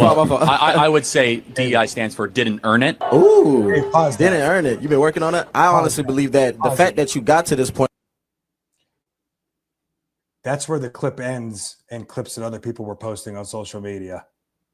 Okay? Didn't earn it. That's where the clip ends, where people begin to call him a racist. Now watch the rest of the clip. Point where you was already unrepresented on these campuses already shows that you did actually earn to get those fundings, did actually earn to get that exclusivity tailored to you. Let's try to find some common ground. Okay. Do you think people should be hired based on their race or their competency? I don't think that. I think they should be race. Which one? My fault. Sorry. My fault. I think that they should be hired based on their competency, not their race. We totally agree, right? Okay. So what DEI does in practice, not in theory, is it focuses on race more than competence. Okay. That is our concern. Okay. And so what I want, and you seem, very passionate about a lot of things, and you obviously have skills. For your life, I want you always to be judged on the content of your character, not the color of your skin. Where DEI says, no, we're actually going to care more about skin color than competency. And so what we want is an America based on merit, America based on how hard you work, an America based on what you bring to the table, not just what you look like. Look at that racism going out. Boy, Charlie, racist like a mud, ain't he? Is that it? Yeah. I mean, he gives his own tidbit on that as well. And what he says there is he tells people to shut up. He doesn't believe that he's racist at all. And, this gentleman right here, it's his podcast. He was trying to point out why Charlie is not racist. So people, first of all, I saw that it was a boy transitioning into a girl. Okay, thank you. I'm glad I got that right, because I want to be respectful about that. I'm being transparent here. I want to be respectful about that. But it's stuff like that, Dave, where you truly have to, if you don't understand the person and you just think you understand them based on the content you're being delivered, right? Yeah. Here's a little clip. Oh, look what he said about you this time. And it's taking people who have, to a certain extent, some mental problems that need help, and it sends them over the edge. And then you see things like what happened in Pennsylvania and what happened in Utah. And I mean, I fear every time I see Megyn Kelly, podcaster, who does lives now on stage. I'm worried. Every time AOC speaks somewhere, I'm worried. There's a million people that cannot stand that young lady. I don't agree with her ideology at all. At all. Yeah. But she's an American citizen. She's one of the leaders in this country. I pray every day that something clicks, that we can meet somewhere. But do I want to see her shot? No. And is there a but there? No, there's not. That's absolutely insane. It's absolutely insane. It is. There's no middle ground there. There's no room for political violence. No. For any violence whatsoever related to any of your ideologies. What do you think about it? It's just not okay. Yeah. So what do you think about this whole thing with Tyler Robinson? We're gonna ruffle some Oh my feathers gosh. here. Well, I think there's more to it. I think you can call me a conspiracist, but I think that there's a lot to it that is not being said. I think the FBI is not doing a good job, to say the least. It's weird. There's a lot of weird things surrounding the case. I don't like how, and I'm not like talking bad about Turning Point, but I don't like how they're not being transparent in a lot of ways, until they're being called out by Candace Owens, and then they're kind of having to get ahead of the story. Yeah. Well, we know like that. We know that the text messaging is real. They've admitted that it's not fake. When Charlie was in the text messages with them, talking about a separation away from that particular group, Israeli. What was that? It was the Israeli movement. I can't remember which one it is, but so there was that, and so you start thinking to yourself, were they involved in this? Then the whole thing with the screwdriver on the roof. There's a screwdriver that they find on the roof, which was used to basically disassemble the gun to a certain extent. Then you see him running with no gun in his hand. Well, then the person that jumps off the roof, that's got to be like 12, 14 feet, just lands. Now, as a physical fitness trainer, ladies and gentlemen, I could tell you that the shape I'm in, I don't know about the way I'm going to land and just get up and start taking off. Well, you think about if you have a gun that's strapped, let's say it's in your pants, the pants of your leg, it's right next to your leg, in your pants, and you jump off a roof 10 to 12 feet, you're probably going to break your leg because your leg can't bend. You have a straight object. But I mean, none of it makes sense. Yeah. They said that he tore the gun apart, put it in a bag, then jumped off. But then the gun was reassembled in the woods nearby. Like he did not have time to do that. Yeah. Number one, number two, the screwdriver was still on the roof. And the screwdriver was still on the roof. Yeah. And so was there another screwdriver in the woods? I don't know. It's bizarre. And then the pictures throw me too. If you look that up, we're talking to D Sarge. If you look that up, you can find where Candace Owens kind of opened up a can of worms when she talked about text messaging that was discovered between Charlie and the Turning Point team about him wanting to separate away from a certain Israeli organization that they were supporting. And I don't remember what the whole basis of it was. That's something you would have to look up. So were they involved in this? Were they angry about it? I don't know. But yeah, there's things like that. And then the picture of Tyler with the sunglasses.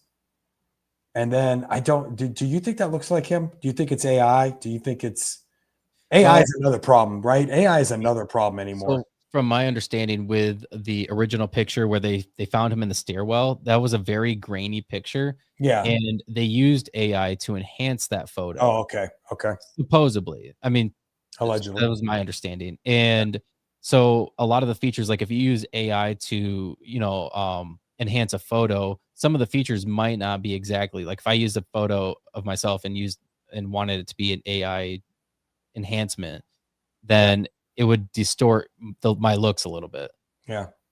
So I don't know. And then you have the roommate / lover, so to speak, Lance Twiggs, who I guess is cooperating fully with the authorities. I thought he disappeared. Now he disappeared. He doesn't want to talk to the media, but he is talking to authorities. He's giving them all the information they've asked for. From what I understand, everything I've read about this person, nothing but good. Nothing but good. He's not, he's not even being charged in any way, shape, or form. He's oh my gosh. He's been extremely cooperative and just doesn't want to talk to the media, doesn't want to be in the spotlight. And so, who knows what to think. January 16th is when Tyler appears in court again, and I think he's being arraigned January 30th. So I guess, we'll wait and see. Okay, so Charlie Kirk, hold on. Charlie Kirk, suspect, trans lover, Lance Twiggs goes missing 6 weeks after political assassination. Yeah, he just didn't. That was the article I was looking at. They're talking about how he's been very cooperative with the authorities, and he's handed over everything they've asked for, and he's answered every question they've asked. So I don't know what to think. So, when you think about this, again, it's the whole thing of Tyler Robinson, possibly Democrat, right? He is Democrat, maybe transgender. He's transitioning. And didn't like Charlie's outlook on transgender transformations. And I don't know. I listened to Charlie talk to somebody in transition just now. Sure didn't sound to me like he was being spiteful, ignorant, mean, and degrading in any way. So Tyler has a mental condition. He's the alleged shooter. He grabs a gun and he decides he's going to take Charlie out. And that's exactly what he did. And the Republicans blamed the Democrats, right? We're going to blame all the Democrats now because of this one. And then Jimmy Kimmel blames the Republicans. So it's in his talk show with an ill-advised, poorly timed joke on his talk show. Should he be canceled for that? No. No, he should not be canceled for that. He made a stupid joke. You don't want to listen to him. Don't listen to him. Yeah. The more people, the less he listens to, the ratings go down, and then he has his own demise. This cancel culture, I thought we were against that in 2020. But yet here we are canceling, right? Here we are. Republicans, you're on the clock here. He needs to be canceled. And who's the other guy? I can't remember his name because I don't watch him. Stephen or Colbert. Yeah, I don't watch him. So you canceled him because you didn't like something he said. Now, if they're making comments where they're saying things that, they're going to kill the president, or doing what Kathy Gifford did, Griffin or whatever her name is. Yeah. Holding up a fake head of Donald Trump on, that was the end of her career too, wasn't it? Well, yeah. It's insane. I don't care who the political figure is. You don't do that. I remember when I seen that for the first time, I was like, oh my gosh, that's insane. That's insane. But we need to, Johnny Carson said it best. I wish you had that clip when he talked about why he was asked, why don't you give more opinionated ideas on what you feel about the political atmosphere in this country right now, or on political viewpoints? And he said, once you do that, you're heading down a slippery slope where you are in the entertainment business and your job is to entertain. Your job is to take their minds off of this garbage and entertain them. And what you're doing is you're putting yourself in a certain position where you're going to lose 1 million people and gain 1 million people. And then you're kind of creating your own demise over time. So he never did that. And that's why I love Johnny Carson. That's why I love David Letterman. No one's ever going to tell me someone's going to be better than them too. For sure. Right here.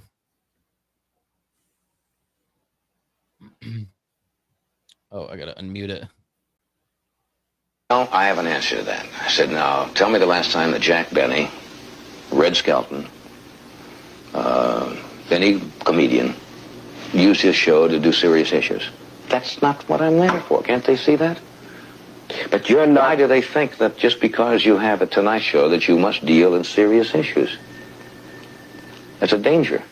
It's a real danger. Once you start that, you start to get that self-important feeling that what you say has great import. And strangely enough, you could use that show as a forum. You could sway people, and I don't think you should as an entertainer. He's probably. So, I mean, he's right. He's 100% right. And you know, it causes more and more and more divide. Leave that. If you want to do that, start your own podcast. You know, and go that route. But people watch that show because they want to see celebrities come on. They want to hear backstories about songs they wrote, about things that went wrong in movies when they were, you know, bloopers, when they were directing them. A little bit about their personal lives. They want to know. They want to see high-profile figures talk about whatever. They don't want to hear about your political view and a constant bashing of the opposite side of the aisle. It's not what they'll watch that on a podcast or apparently on the news now. So you know, I don't know. I mean, there's one more thing we want to get to tonight before we get out of here. We knew this was going to be a long show. If people might still be on, but listen, if you're not, the beauty of it is what, Dave? It's going to be uploaded to the Rising Above podcast page, and people can watch it in half-hour excerpts. Watch, 4 different episodes. It's just like watching back in the day when you would watch one episode a week. You had to wait till the following week. But it's the No Kings protest. A monarchy, an absolute monarchy in the eyes of so many. You know what an absolute monarchy is? That's when the king literally has complete control as a dictator over every aspect of the government in that country. Nobody has any say in anything. And if you speak out against the king, if you protest against the king, that is punishable by law. So are we in an absolute monarchy? That's what I'm trying to figure out. I'm going to say no. When did the No Kings protest come about? Well, there was one before this. This, happened not that long ago. I don't remember. Was that the first one? That wasn't the first protest. Didn't they have one other one? Well, no. I mean, there was one I think the spring, right? And that was the first No Kings protest. I thought it was earlier than that. Okay. Oh, you might be right. You may be right. I may be crazy.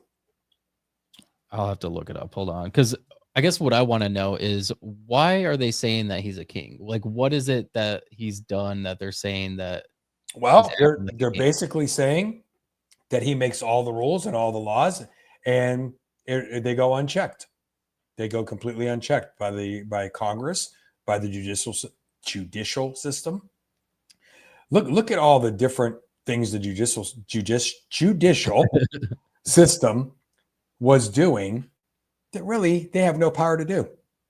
And I'm talking about district courts trying to hand down federal law have absolutely no business doing that in this government.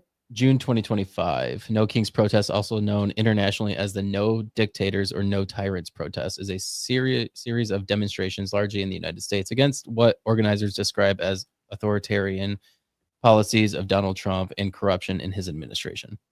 Protest took place on June 14th. It was on the U.S. Army's 250th anniversary parade and Trump's 79th. So here we are again, right? Let's do something to irritate the other side. I mean, it's bizarre to me. It's both sides are at fault here. This is constant.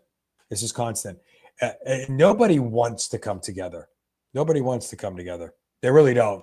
People love fighting, I think. I think people love the arguing. And let's face it, we're in a society now where it's almost impossible to sway anybody's ideology. 100%. Oh, it's really, there's a guy I grew up with, and we didn't get into an argument on Facebook. We got into a disagreement, and I told him, so-and-so, his first name, you're not going to sway somebody else's belief system to follow yours. Why do you waste your time?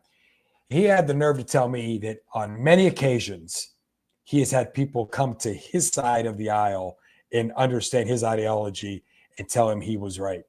Mm-hmm. There's more BS in that statement than in a cow pasture. My boots. I didn't have the right boots on. I might have just said what he wanted to hear. Yeah, just to get him to stop. Yeah, I mean, just a load of crap times 3,000.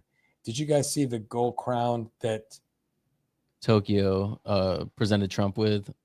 Now you know they were just trying to offend the left. Yeah, and they do a good job of it. They send them into. As soon as that happens, this is where folks listen. Do I laugh when things like that happen? I'm being transparent. I laugh like crazy. That's just how I am. I'm a jokester. I'm a prankster. I'm a jokester. I can't take life that serious. It was South Koreans give Trump gold crown necklace before feeding him beef patties with ketchup. Oh, that's funny. What is so this kind of stuff? This is why there'll never be any type of come together right now. There'll never be. It's going to be a divide. People are, I can't wait till 2028. Why? JD Vance gets in. What? All of a sudden, the Democrats are going to be happier. Gavin Newsom wins. The Republicans are going to be like, oh, that's okay. No, it's going to be an all-out war. It just is, and it's going to be a complete divide. Well, I mean, there's definitely going to be a divide, but again, to go back to the political violence, I fear that it's going to be even more violent. Yeah, that's what scares me. It's going to eventually be where we just take out all the people we don't agree with. Yeah. And then you're left with the people that are left standing. Yeah. That's what I fear. Yeah. And also the fear is we can't unite. A 9/11 is going to happen all over again. Country's just watching us going, wow, we got this team completely divided over here. This is the time. This is the place. This is where we want to go.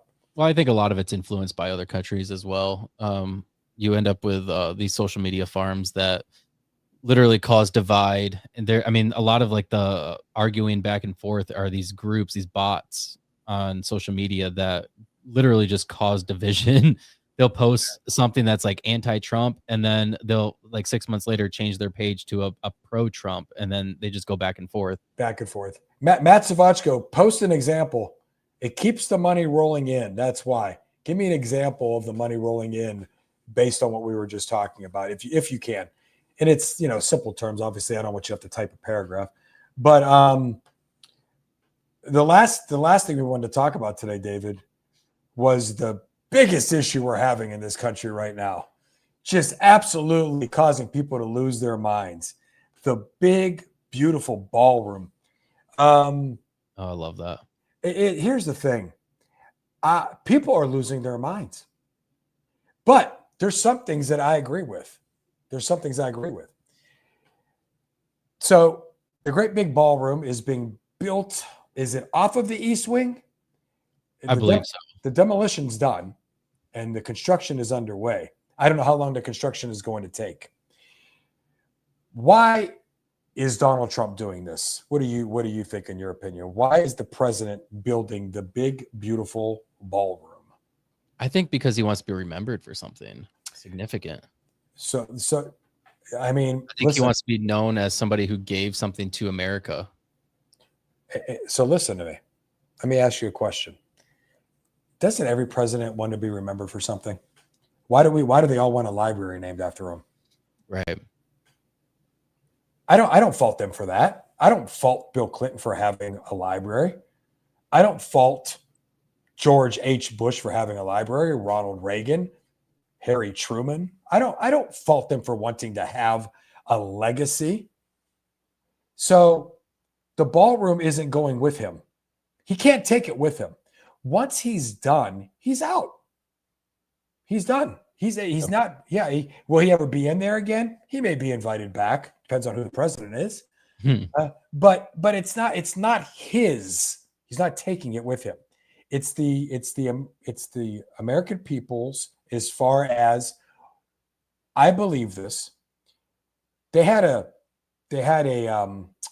event there at the White House where they were welcoming in international leaders. They had all those tents put up outside on the lawn for the leaders. He was embarrassed by that. He said, for diplomatic reasons alone, I want to have something that looks really nice, that is in awe and looks powerful for these international leaders when they come to us. So he built a room, or he's building a room that holds about 999 people, from what I understand. And it's going to cost, was it $375 million? Looking it up, actually.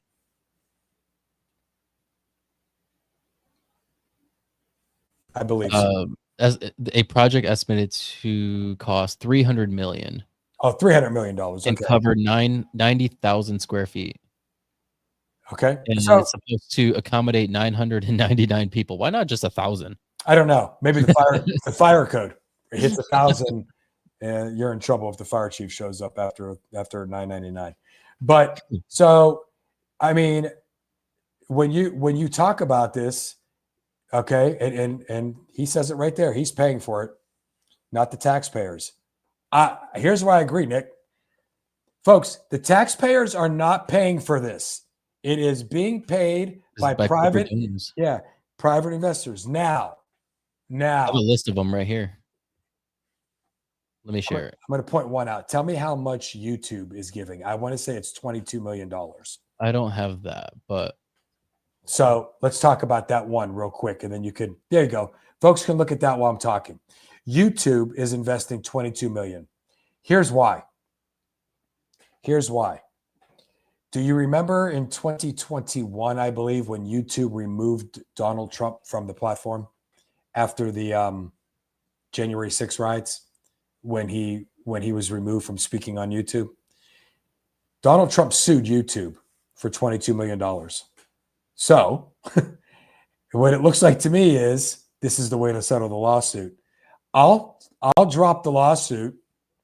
You give me the $22 million to invest into the ballroom from the East Wing of the White House. Now, do I have a problem with that? No. But this is what it made me start thinking. What is in it for these investors? This is where my brain goes. Why is Amazon investing this much money? Why is Facebook investing this much money? Why is whoever else? There's some private investors there, names I've never seen before, from some type of, some private entities. Why? What is in it for them? Are they just investing? Because I don't agree with, if there's some backroom deals going on, invest this and then this is what I'll do for you. I don't agree with that at all. Why? It's not. I'm sorry, folks. I don't agree with it. That's why. If they're doing it out of the kindness of their hearts, emptying their pockets out so that, they can make the White House bigger and more beautiful, I'm okay with that. However, this is one thing I found on that. It said it lists a bunch of these companies, and then it says they've all collectively donated to the project. These firms have contracts and legal issues tied to the government and may be seeking favorable policies, regulatory outcomes, or contract awards. Right. Or, as you were just mentioning with YouTube, settling legal disputes. In one specific case, YouTube, owned by Alphabet, contributed $22 million as part of a settlement with Trump over his temporary ban from the platform after the January 6th Capitol riots. Yes. And then industry-specific policy. Companies in the cryptocurrency industry, such as Coinbase, Ripple, and Tether America, are also listed as donors. The crypto industry has seen beneficial policies under the Trump administration, and the donations could be an attempt to continue this favorable treatment. And then there's past business dealings. The White House donor list includes individuals and families with existing ties to Trump or with businesses that benefit from government relations, such as oil mogul Harold Hamm and the Adelson family. Okay, so and right there, Denise Sarge is saying, "Watch what you're saying." They can take the podcast down. Tell me what we're saying that isn't true. He just read all that. So they're going to take the article down too. It was read on Google. It's a fact that's what's going on with YouTube. So my only problem with that is I'm happy to see that it is not the money of the taxpayer that's building it. And I think when the Democrats are thinking in their head is that this is taxpayer money, or are they thinking, what is this backroom good old boys club deal that's going on amongst, and we should all not want to care. None of us care for that. We don't like it. And so if that's a situation, I don't agree with it. And that's that. I told you guys before, I'm not going to sit here and just, pat Trump on the tushy, a good guy. No, told you guys I voted for him. I told you guys I like a lot about what he's doing. I also don't like a few things, and that's just the way it is. I'm okay with that, though. Yep. I'm okay with not liking it. I can wake up every morning and be okay with it. I'm not losing my mind. Yeah, no. So I mean, that's what we're talking about there at DSarge. We're talking about stuff that is factual, and if they have a problem with that and they take it down off of a podcast, this is not the Joe Rogan show. Someday that'd be kind of cool, huh, Dave? That'd be cool. Yeah, but we're not now. So if they find us and they're worried about us, good. It might put us on a whole new level. Put us on a whole new level. They said something better at the ballroom. We probably should wrap it up, Sarge. We've been at this for over 2 hours. We've had a steady amount of people watching. So again, thank you guys for watching the podcast. It's not, it's not easy to sit here and watch something for 2 hours straight. No. And it's definitely, I don't sit there and watch somebody's show for 2 hours unless it's like Joe Rogan or something like that. I'm not going to watch this show for 2 hours. I can tell you that right now. But you don't want to listen to yourself talk? No.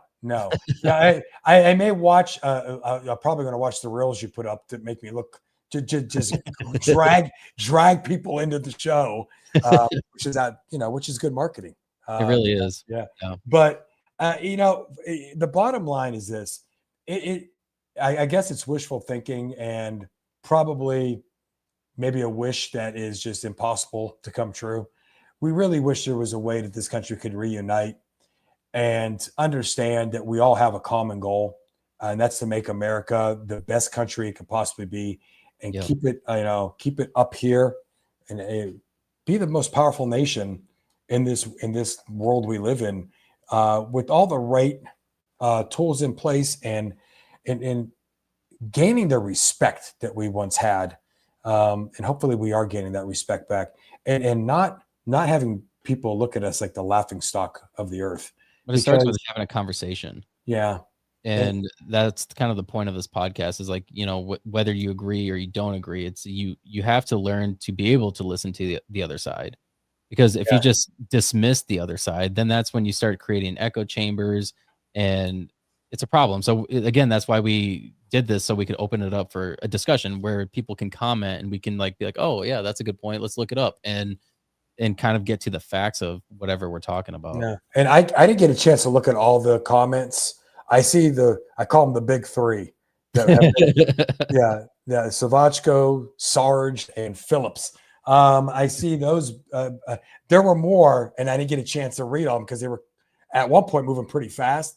I didn't see anybody from the other side of the aisle giving any viewpoints.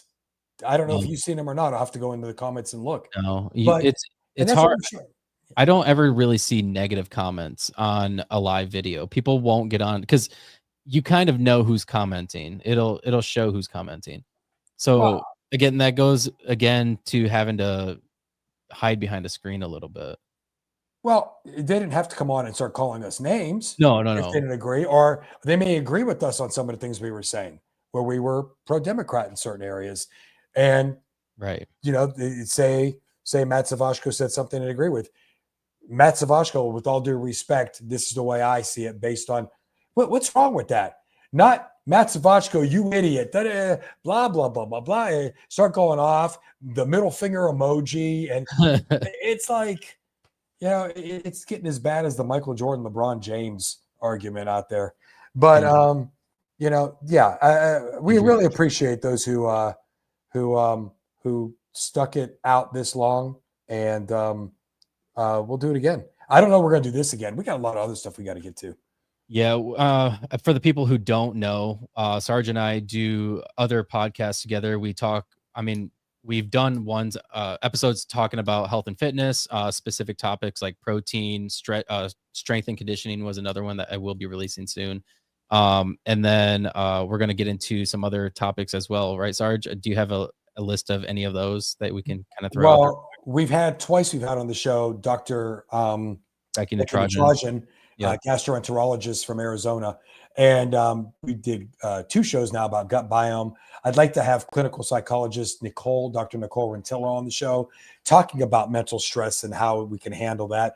And there's a 48-page study I'd love to keep going over with her that I've been reading. I'll be cueing you in on that one, just about overcoming stress and being the best we can be. And so there's, things with her and other trainers we want to have on. And I know there's a show we want to have on where we were, your brother wants to be involved, and my brother. I want to involve my brother as well. And to kind of get back, I guess, to like the topics that we're going to talk about, one of the things that I wanted to start doing with this podcast is covering some current events, but also just kind of talk about like where we are in culture and society. And one of the things, my brother does a podcast called The Church Split, and he works specifically with the youth, the youth in the ministry. And so I want to sit down with him and talk about culture and like how, because the one thing that we've seen from Charlie Kirk is everybody saying that there's a revival going on right now. And I think that would be an interesting take from his perspective to see how that's playing out in his realm. So that one will be hopefully soon too. Soon. And then if we can, I know that my brother would love to be on that show too, or maybe the show after that, to add to what your brother brings to the table once he sees it. So however we work that out, 4 people on this might be too much at once. We'll figure it out for sure. But also I do kind of want to open it up to maybe somebody who's listening and wants to join in on this conversation. Like if we do another one like this soon and they want to join, that would be a cool thing to do as well. Sure. So I'll open that up, and if you're interested, just send me or Sarge a message. But all right, well, thanks again, everybody, for listening or watching, and make sure you like, subscribe, and to my YouTube. Follow me on Facebook. Follow the Rise and Above podcast on Facebook, Instagram, and TikTok, and X. I guess with that, we're out. Sarge, be the best you, everybody. Be the best you. David, I'm out of here. All right, see you guys.